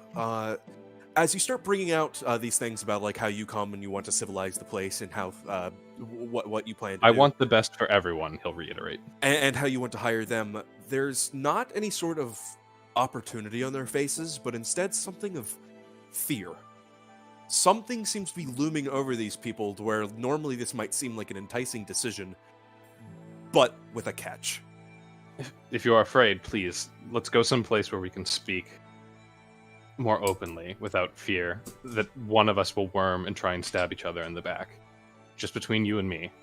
And he'll at this point... Please, you see that I have no weapons. What could I possibly want to do? She actually is going to disarm herself as she takes her 2 axes, which she's been keeping pretty close to hand to this point, and bury them beside the what is it when like you put out a campfire? The douse? campfire. I'll say douse. Fire pit. By the doused campfire, and she lays out her axes. Nothing like that, you fool. It seems to me that it's like you don't even know. The place already has a lord. Trust me, we're all opportunists. Every single one of us would bite at the bit for the opportunity of good gold and a staunch promise that we won't be hanged. But there's worse things in life than being hung. I can't help but feel that you're thinking only in the short term when you say that. What else do we have? Your promise, or the promise of death that we got from our lord? Quite simply, the promise that no matter what, your time is measured until your luck runs out, even if no guard comes to hang you. What I offer you is honest work in a field that has made my family rich. And, well, she there is of furrows course her more. brow again, getting a little bit more aggressive. You take me for a farm mouse? No, nothing of the sort. In fact, well, I don't know exactly how it would turn out, but if I would take you for something else, if I had the opportunity and my own homestead in this land. He's just trying to stall for time a little bit and hoping that a quick innuendo would work. Well, I want to make this a reason for time to fuck her. No, not even that. But yeah, I was a little bit. He's trying to just confuse and hang out at this point. He's sorry. tell her about the hanging again. Did you hear about the well-hung hangman? There's a lot things worse in life than being hung. You're right about that. I know. Well, when it comes to choking, right? Okay. Anyway. So, I can't think. Buzz off, you lot. And the bandits seem a little bit startled by her as she goes and starts throwing her arm into the air, telling them to leave. However, I think one of the bandits is going to go off this way. No. And brushes by, but grab him in the bushes, Assassin's Creed style. It doesn't seem like they actually notice you as they seem to pass by in this little route, and each of them goes off to go collect firewood and gather trail rations. He does stand up at this point once they've buzzed off and extend his hand, please, someplace as he looks at the man who's tied up here. I wish to speak as frankly as I can. You're speaking as frankly as you can right now. There's no place safer than the camp. But there's problems, and it's clear that you don't even have an idea. I do like the honey in your words, and I do think something... I've been feeling the noose starting to tighten as things have been slowly running out. But, as I said, there's other problems in the Forgotten Expanse. I understand that this won't be easy, the good things never are. However, it's a simple matter of I don't want to just go running around killing everybody as if that would make me better than a bandit. Surely you don't. But the Stag Lord would. Well, maybe there are some men who are irredeemable, but it makes me no better if I don't try, and I'm trying here with you. At this point, he'll assuming she's gotten through the wine, because this is that the sea, whatever it's called, wine that I mentioned earlier. He'll offer to refill her again. At this point, he's only taken a small sip of his, and it's intentionally letting her enjoy as much of it as she can. Okay, now's the time where I'm going to call for a diplomacy. I would say that you've been giving very persuasive arguments. You've been doing excellent. I'm going to do it at a +6. Just add +6 to the roll as I'm hitting button. That's cool. Oh, that's disguise. Hang on. It's close. I turn into a bandit. Ooh, 15. Well, it's better. A 15.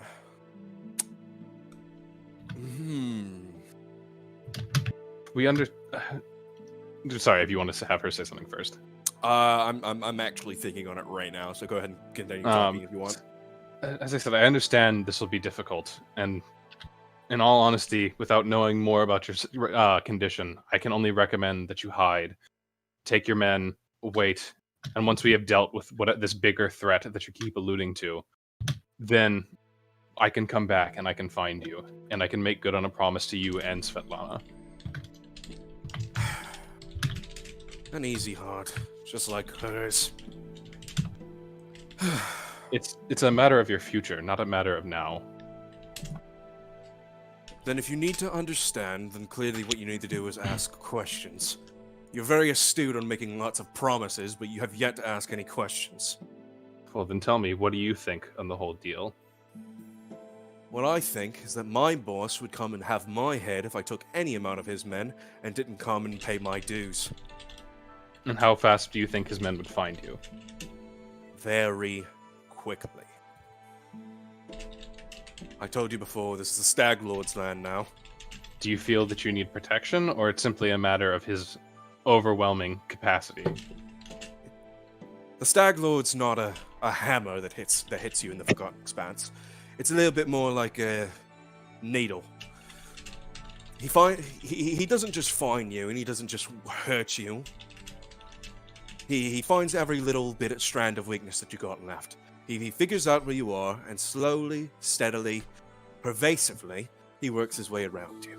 You got men in the rafters, you got men in the trees. And when it is that only when you're overwhelming, overbearing, and completely outmanned, outgunned, outsworded, whatever you want to call it, that is the time that he destroys you. Then he destroys everything you hold dear. If you were to keep on the move, stay away from his grasp, what would you need? So that way he can never prick you more than once in the same location. Space. I assume you... I said it before, but we ain't farmers. Not to mention that these are still bandits. Moving around, we'd still have to pillage and do all the things that bandits do. But past that, I do think there's room for negotiation. And I do think I want the best for the few men that I have left after he's beaten them. I'm sure you're a natural enough leader to convince them that this is for their own good. All we need from you is to no more attacking of Oleg, and a promise that when we come and find you, you'll be willing to enter the folds of society for the better. And he'll basically give her a smirk. I can't promise you that. Might need another thing or two, but we'll deal with that when we get there. I can't promise you anything, but we can have a truce for a time. We'll make scarce out of your way, and I'll give you... And if you really can beat the Stag Lord, well, I'll leave that for the next band of idiots to figure out.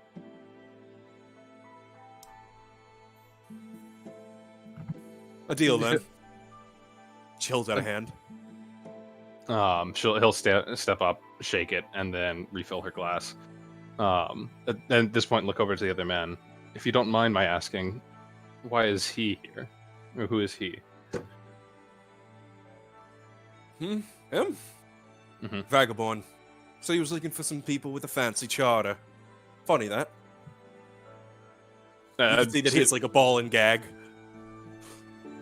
Sort of like I assume I still have the charter back now at this point from her. You mean like this? And it's like he'll hold it up towards the man who's gagged for him to either nod or do nothing or whatever he wants to do. Fate So he can spins see in it. pretty funny ways. Jod. And he gives a couple of nods, kind of struggling in his restraints a little bit. He's an older man.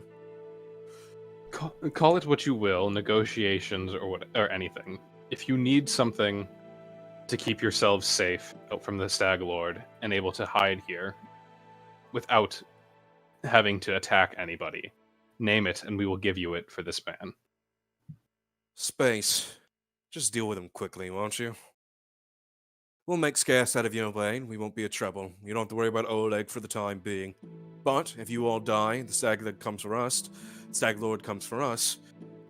Well, you can't die twice over, I guess. Then thank you for allowing me to speak. I promise you, when this is all over, I will find you. My family has made good on their efforts to cut through the forests to find what they're after. Grunts! And the guys come back with like bits of spare firewood. You see one guy caught a squirrel. Start gathering up camp. We're making camp somewhere else. This place is compromised. Gather the valuables and get ready to go by sundown. And she spins her hand in the air, and it seems like the bandits start getting to work. Frederick, at this point, will basically just give her, walking past her to go pick up his rapier, will hand her the whole bottle with it back corked in case she wants to finish it. She's gonna throw it back. Oh, okay, just like, yeah. Just like she threw it on the ground. Are you taking it? Well, yeah, I was also gonna go get my rapier, then cut the man free. Well, Cutting rapier. oh, and I suppose I should give you at least a little bit of a gift. If I'm gonna throw in on my lot with a bunch of people that I've never met before, though civilized, I might as well give you a little bit of a tip. Corey, pull back the cover, and underneath the watchtower closest to you, you can see that there seems to be a small crate that was obscured, pulled back by a mottled green cloth cover. In it, there seems to be a delivery of wine. That there's the Stag Lord's. Bloody's drunk, and he'll beat anyone to a pulp that gets in the way between him and his wine. That being said, it is quite unfortunate that he doesn't meet every person in his band face to face. All sorts of vagabonds seem to wander in. Thank you. This should prove useful by what you've said. If nothing else, is just a way to speak with him, or to a way to get in with him and understand Hold him on, better. you need one other piece of the puzzle. There's a passphrase. What you need to say is, when you come to the gate, by the bloody bones of Saint Gilmorg, who wants to know? By the bloody bones of Saint Gilmorg, who wants to know? Thank you, Cressel. If you ever hear of me or of my death, I am Frederick de Apollon. He'll bow one Blue to her. Blood, I caught it already. I can read. He'll like chuckle and smirk as he walks, basically like helping the man, as he's probably been bound for a while. All right. To the north on the map. Are you gonna signal for us just to step out for the haha funny? No. Yeah, you guys can. She basically tells the bandits to be friendly with everyone who's showing up. They Epic. won't mess with you. They won't Like mess with you, and you won't mess with them. As soon as that happens, Jean would just step out the bush and say, "Oh, fucking already." The stretching. Does that mean we don't need to fight someone this time? We are good. Oh, great. But we're taking our loot with us. Stuff That is perfectly fine. You will need it. Yeah. Khaled, When you said the He's gonna- Stag Lord had men in the trees, I nearly fell out of mine. Khaled's gonna stride forward, and his eyes are quite blazing. He's going to come straight up to Frederick and ask to speak to him for a moment. Yes. Setting, sort of like helping the man that he's been like sort of giving like a half shoulder to into probably Argent's grip. Yes. How can I help you? He's gonna sort of half drag you away from the bandits. Hey, but as you go past, hey, Frederick, still got that ring I gave you? Which one? Is there that many rings that have come up recently? Actually, so out of character. Actually, what was? Svetlana gave me a ring, which I gave to you before the discussion with. I didn't know that you gave me a ring. So yes. Okay. Yeah, I typed in chat that I would have given it to you before you walked away. Well, I it's totally never- missed that. It's fine. The DC It's was fine. exactly 15. You guys would have gotten a bonus if you used the ring. Whilst Yeah, that's the everybody thing. is talking, Jean will just like say in like a normal tone, but obviously not be like noticed. Okay, I'm gonna secure the crates with the drinks. Go secure it. Secure the crates. At least leave half of it intact. If he finds out that you drank his wine, you're in for a bloody beating. I said So- secure. Emil, you have your ring back. I need to go. Kelad has a question. Right, of course. And I'll go up to Kessel and say, Sean, you need to have this. I know, just give me the damn thing. Yeah. Every time.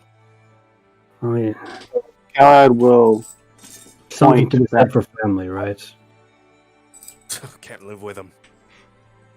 Alright, and we filter off that. Frederick, Khaled? Galad will point back at the bandits and gesture fiercely. He'll say, I, as well as anyone, would like the redemption of these people, but you have just agreed to let them continue their banditry as long as it's not at Oleg's. I No, do not not agree with this. exactly. I stand for that. That is what she said, and that is what you agreed to.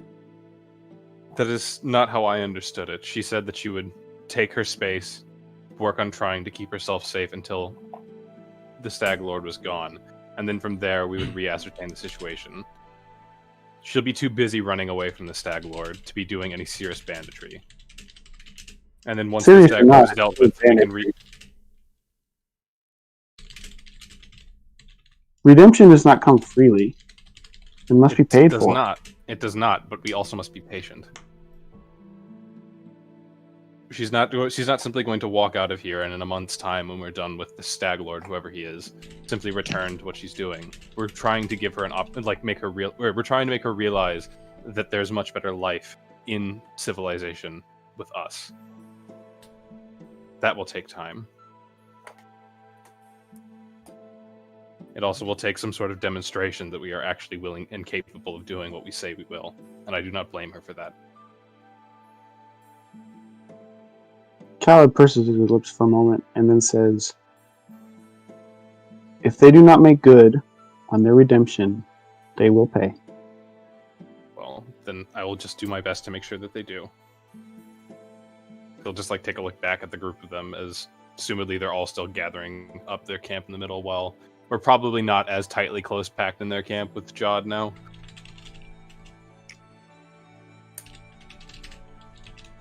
So, real quick, out of character, this is going to be kind of a thing for him. He is fully trying to get everybody on our side, but nobody gets a free ride. They're going to have to prove that, I understand out of character, but also out of character, it's either you can't just get everybody to come gang up on the Stag Lord and then get the Stag Lord to No, but she said a few things in that whole thing that made me nah, that's not. Can't go around being a bandit. They're all still bandits. We gotta still be bandits. Yeah, Says he's gonna be a bandit. I get that it's not of character notation, but that's a really good in-character conversation to have because I think both characters, are able to express that pretty clearly. I did think I sort of tried to it's a stepping stone. For now, We must get through this first problem before we can fully reintegrate them. Bandit today? Khaled tomorrow? is, if not convinced, he's willing to let it play out for a little while. But if it gets I think terrible, I think it's a hollow hand if you extend a hand and immediately have the sword in the other. Mine was at least 20 feet away in the dirt. That's why I carry the spell. John, stop using keen ears. They're perking up. Khaled will are just they always? harumph and brush past you. We'll see. Alright. The bandits. Oh, you want to continue on? I was just wanting to check in on Jad if he's like got enough to eat and drink. Does he need anything? How rough is he looking? Like, has he been roughed up in this process or just bound? He's gotten a couple of licks on him. He's definitely taken a beating, but they're not done anything particularly egregious to him. He doesn't have any cuts, and he slashes or anything across. And as you unbound him and free him from his gag, he takes a couple of deep, haggard breaths. Thank you. To think Nothing of it. on my journeys that I would find you in the most auspicious of places. Please, allow me to introduce myself to my saviors. I am Jod Kavkin, priest of Aristil. Very good to meet you. I am Argentine Gares, and you are welcome to accompany us to whatever it is that you need to be going. I meant here to come find you. I've heard that there was a kingdom that was to be established. It would do well with the data. It would do well to have the eye of the gods on us, and there's a number of magics that I would be able to perform. Though, of course, every wayward pilgrim needs help themselves. Obviously, I cannot speak for all of us, but I do speak for all of us when I say you would be welcome to join us. Yeah, Jean here. Who sent you after us? Well, he seems to fly around the issue for a little minute, but then goes back. I came here on my own initiative. I had means to establish a church here, away from civilization. Look, I heard of the expedition and things that would be happening, and thought that you might need the help of one capable of the magics of faith. of course, help will be appreciated. You'd be most welcome, Father. Please, please. Jod is fine. Jod it is then. Pallid to the lot of you. I had means to establish my church here in the forest, but... well, we can touch on it later. You've so much to do in a day. If you'd like, I can head back to the trading post. I made a point to avoid it, but... it seems clear that would be the safest place to be in Bandit Rin Woods. Or I can join you in your little escapade. Here, you can use this extra horse I brought. Yes, that was my opinion as well. Oh, At I least think take the effort off of your legs. you Agreed. are too kind to an old man as such as myself. Oh, and while we're at it, Kessel,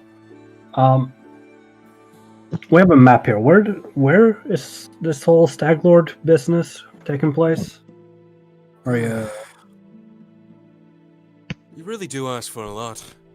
Look, Hey! If you want us to take care of your problem as well as ours, well, maybe information. Thanks. Fine. She marks on the map a tile out this way along the river.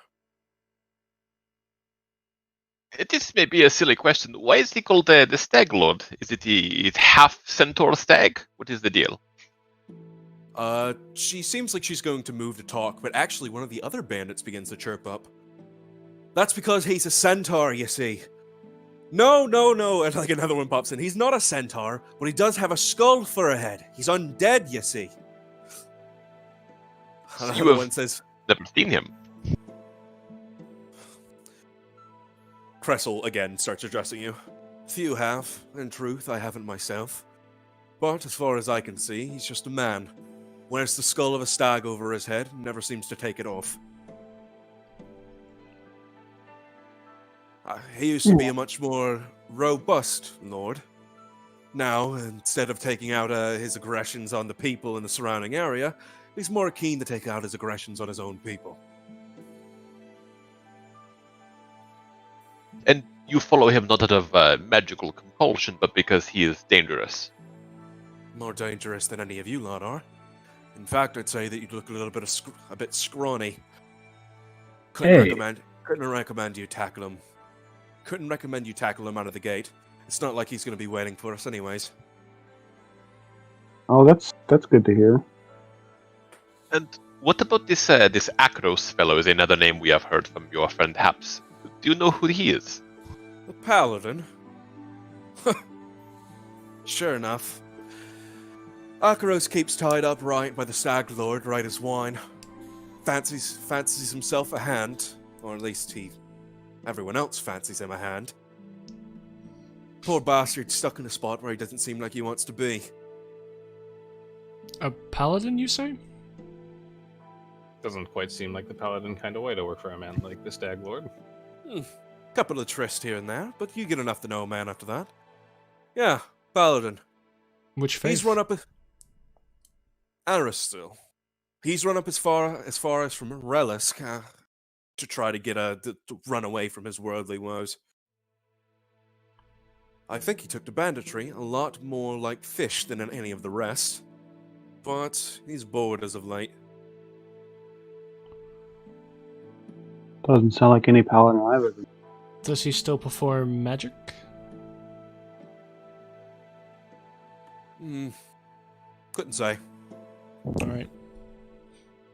And finally, I also wanted to note that I don't know how much it truly matters to you, but your liaison companion, whatever, Haps, is alive and well, as were most of the bandits who attracted the trading post.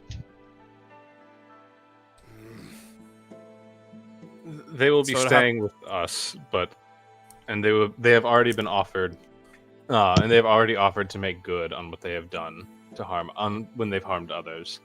Again, we understand that we cannot simply house you all at the trading post, and anything you need to keep yourselves safe, please do Yes, so. yes, I've heard it well enough with the honey words.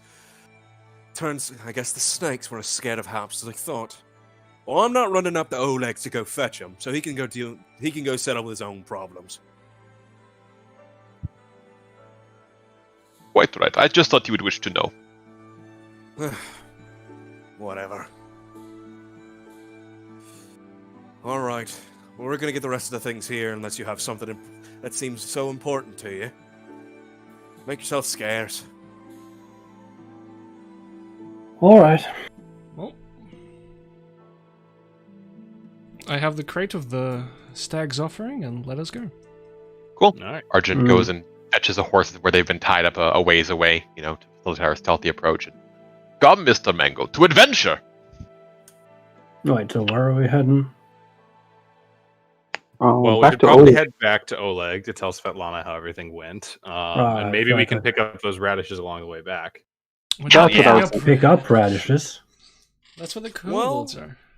I would if we had 10 more minutes, but unfortunately we do not.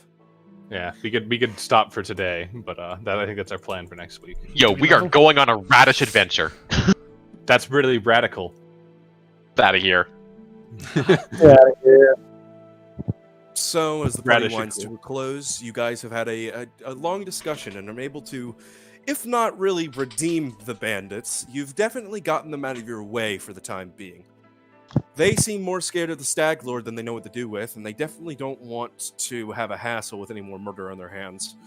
So, for the time, they're going to flee to the north, abandon their camps, and hopefully not pillage any more establishments around here. You've sworn that you would find them and retrieve them after the Stag Lord is dead, but only after. For now, they're out of your hands, and I will give you XP as though you had defeated all of them in combat. XP. Do we get XP for the horses we reappropriated? Unfortunately not. What if we Wait, kill them we don't with even cold level blood? up? This game's bullshit. This game's bullshit. We probably do still. Yeah, well. I don't know. This is actually a really slow tracker. Aren't you supposed to split it 4 ways for a 5-man party? The only thing that Yeah, I'm that- not sure about, and because I'm not familiar with APs, when it has XP listed under somebody, it has like XP 400. I don't know if I split So that or if it's already That- split. That's not pre-split. That's the literally taken from the thing. So we total that up, and then unless you want to change it, normally for a party of 5, they'd still divide by 4. So Yeah. like for example, if we got like 5 of those or 5 of those 400s, that means we got 2,000 XP split 4 ways, so 500 XP each. Okay. I will be treating XP as though you guys are a party of 4, so that won't be too much of a hassle. I'm going to calc up the XP later and see if you guys actually do get a level up. I don't believe you do. Probably Oh. not. What? Probably not. It is 2,000. But Good I would do it on the fly. But my big thing is I want to go through the book again and see if there's any additional XP that you gain from resolving like the situation in full. Sure. Yeah, like story point quests. Or We might be level 1 when we still go murder That's some like kobolds. 12 bandits. I cry. But you guys will make your way back to Oleg's trading post, where you're going to meet an auspicious NPC for one of the party members, an adventurer who has been sent to support Oleg's trading post by the name of Keston Garrus. Uh-oh. Sibling fight. Oh, yeah, Caston, we go way back. Oh no. Aw. And I will wrap it up for here. Thanks for everybody who's tuned in, even if you're passively listening to it. We're going to have the VOD up, and hopefully you guys can see the absolute madness that was that first encounter. Yep. And hopefully we have a lot more intrigue, kind of diplomacy stuff. The only part about it that I think I didn't like is Freddy talks way too goddamn much, and I want to. I'm sorry. I'll let somebody else risk getting mauled by 12 bandits next If time. I may take just a second to thank all the followers. Okay, that's a lot. Thanks Knife Blade, thanks Lionel, thanks Emirish, thanks RG Manifesto, and thanks Kazrak Notrial. Appreciate all of you. Yeah, you guys are great. Love to see you here, by the way, I Manifesto. love you. And so on. I love you. Before we end, I would also like to take a moment to say thank you for the use of the music, or at least some of it that we used this session from. Get back to work. From Miracle of Sound. Yeah, from Miracle of Sound, because we are been told that we can use the music for free as long as we just, give credit. I don't want to hear. And this so goddamn you can check out on YouTube and Bandcamp and all that. Okay, epic. But that will be all. Thank you.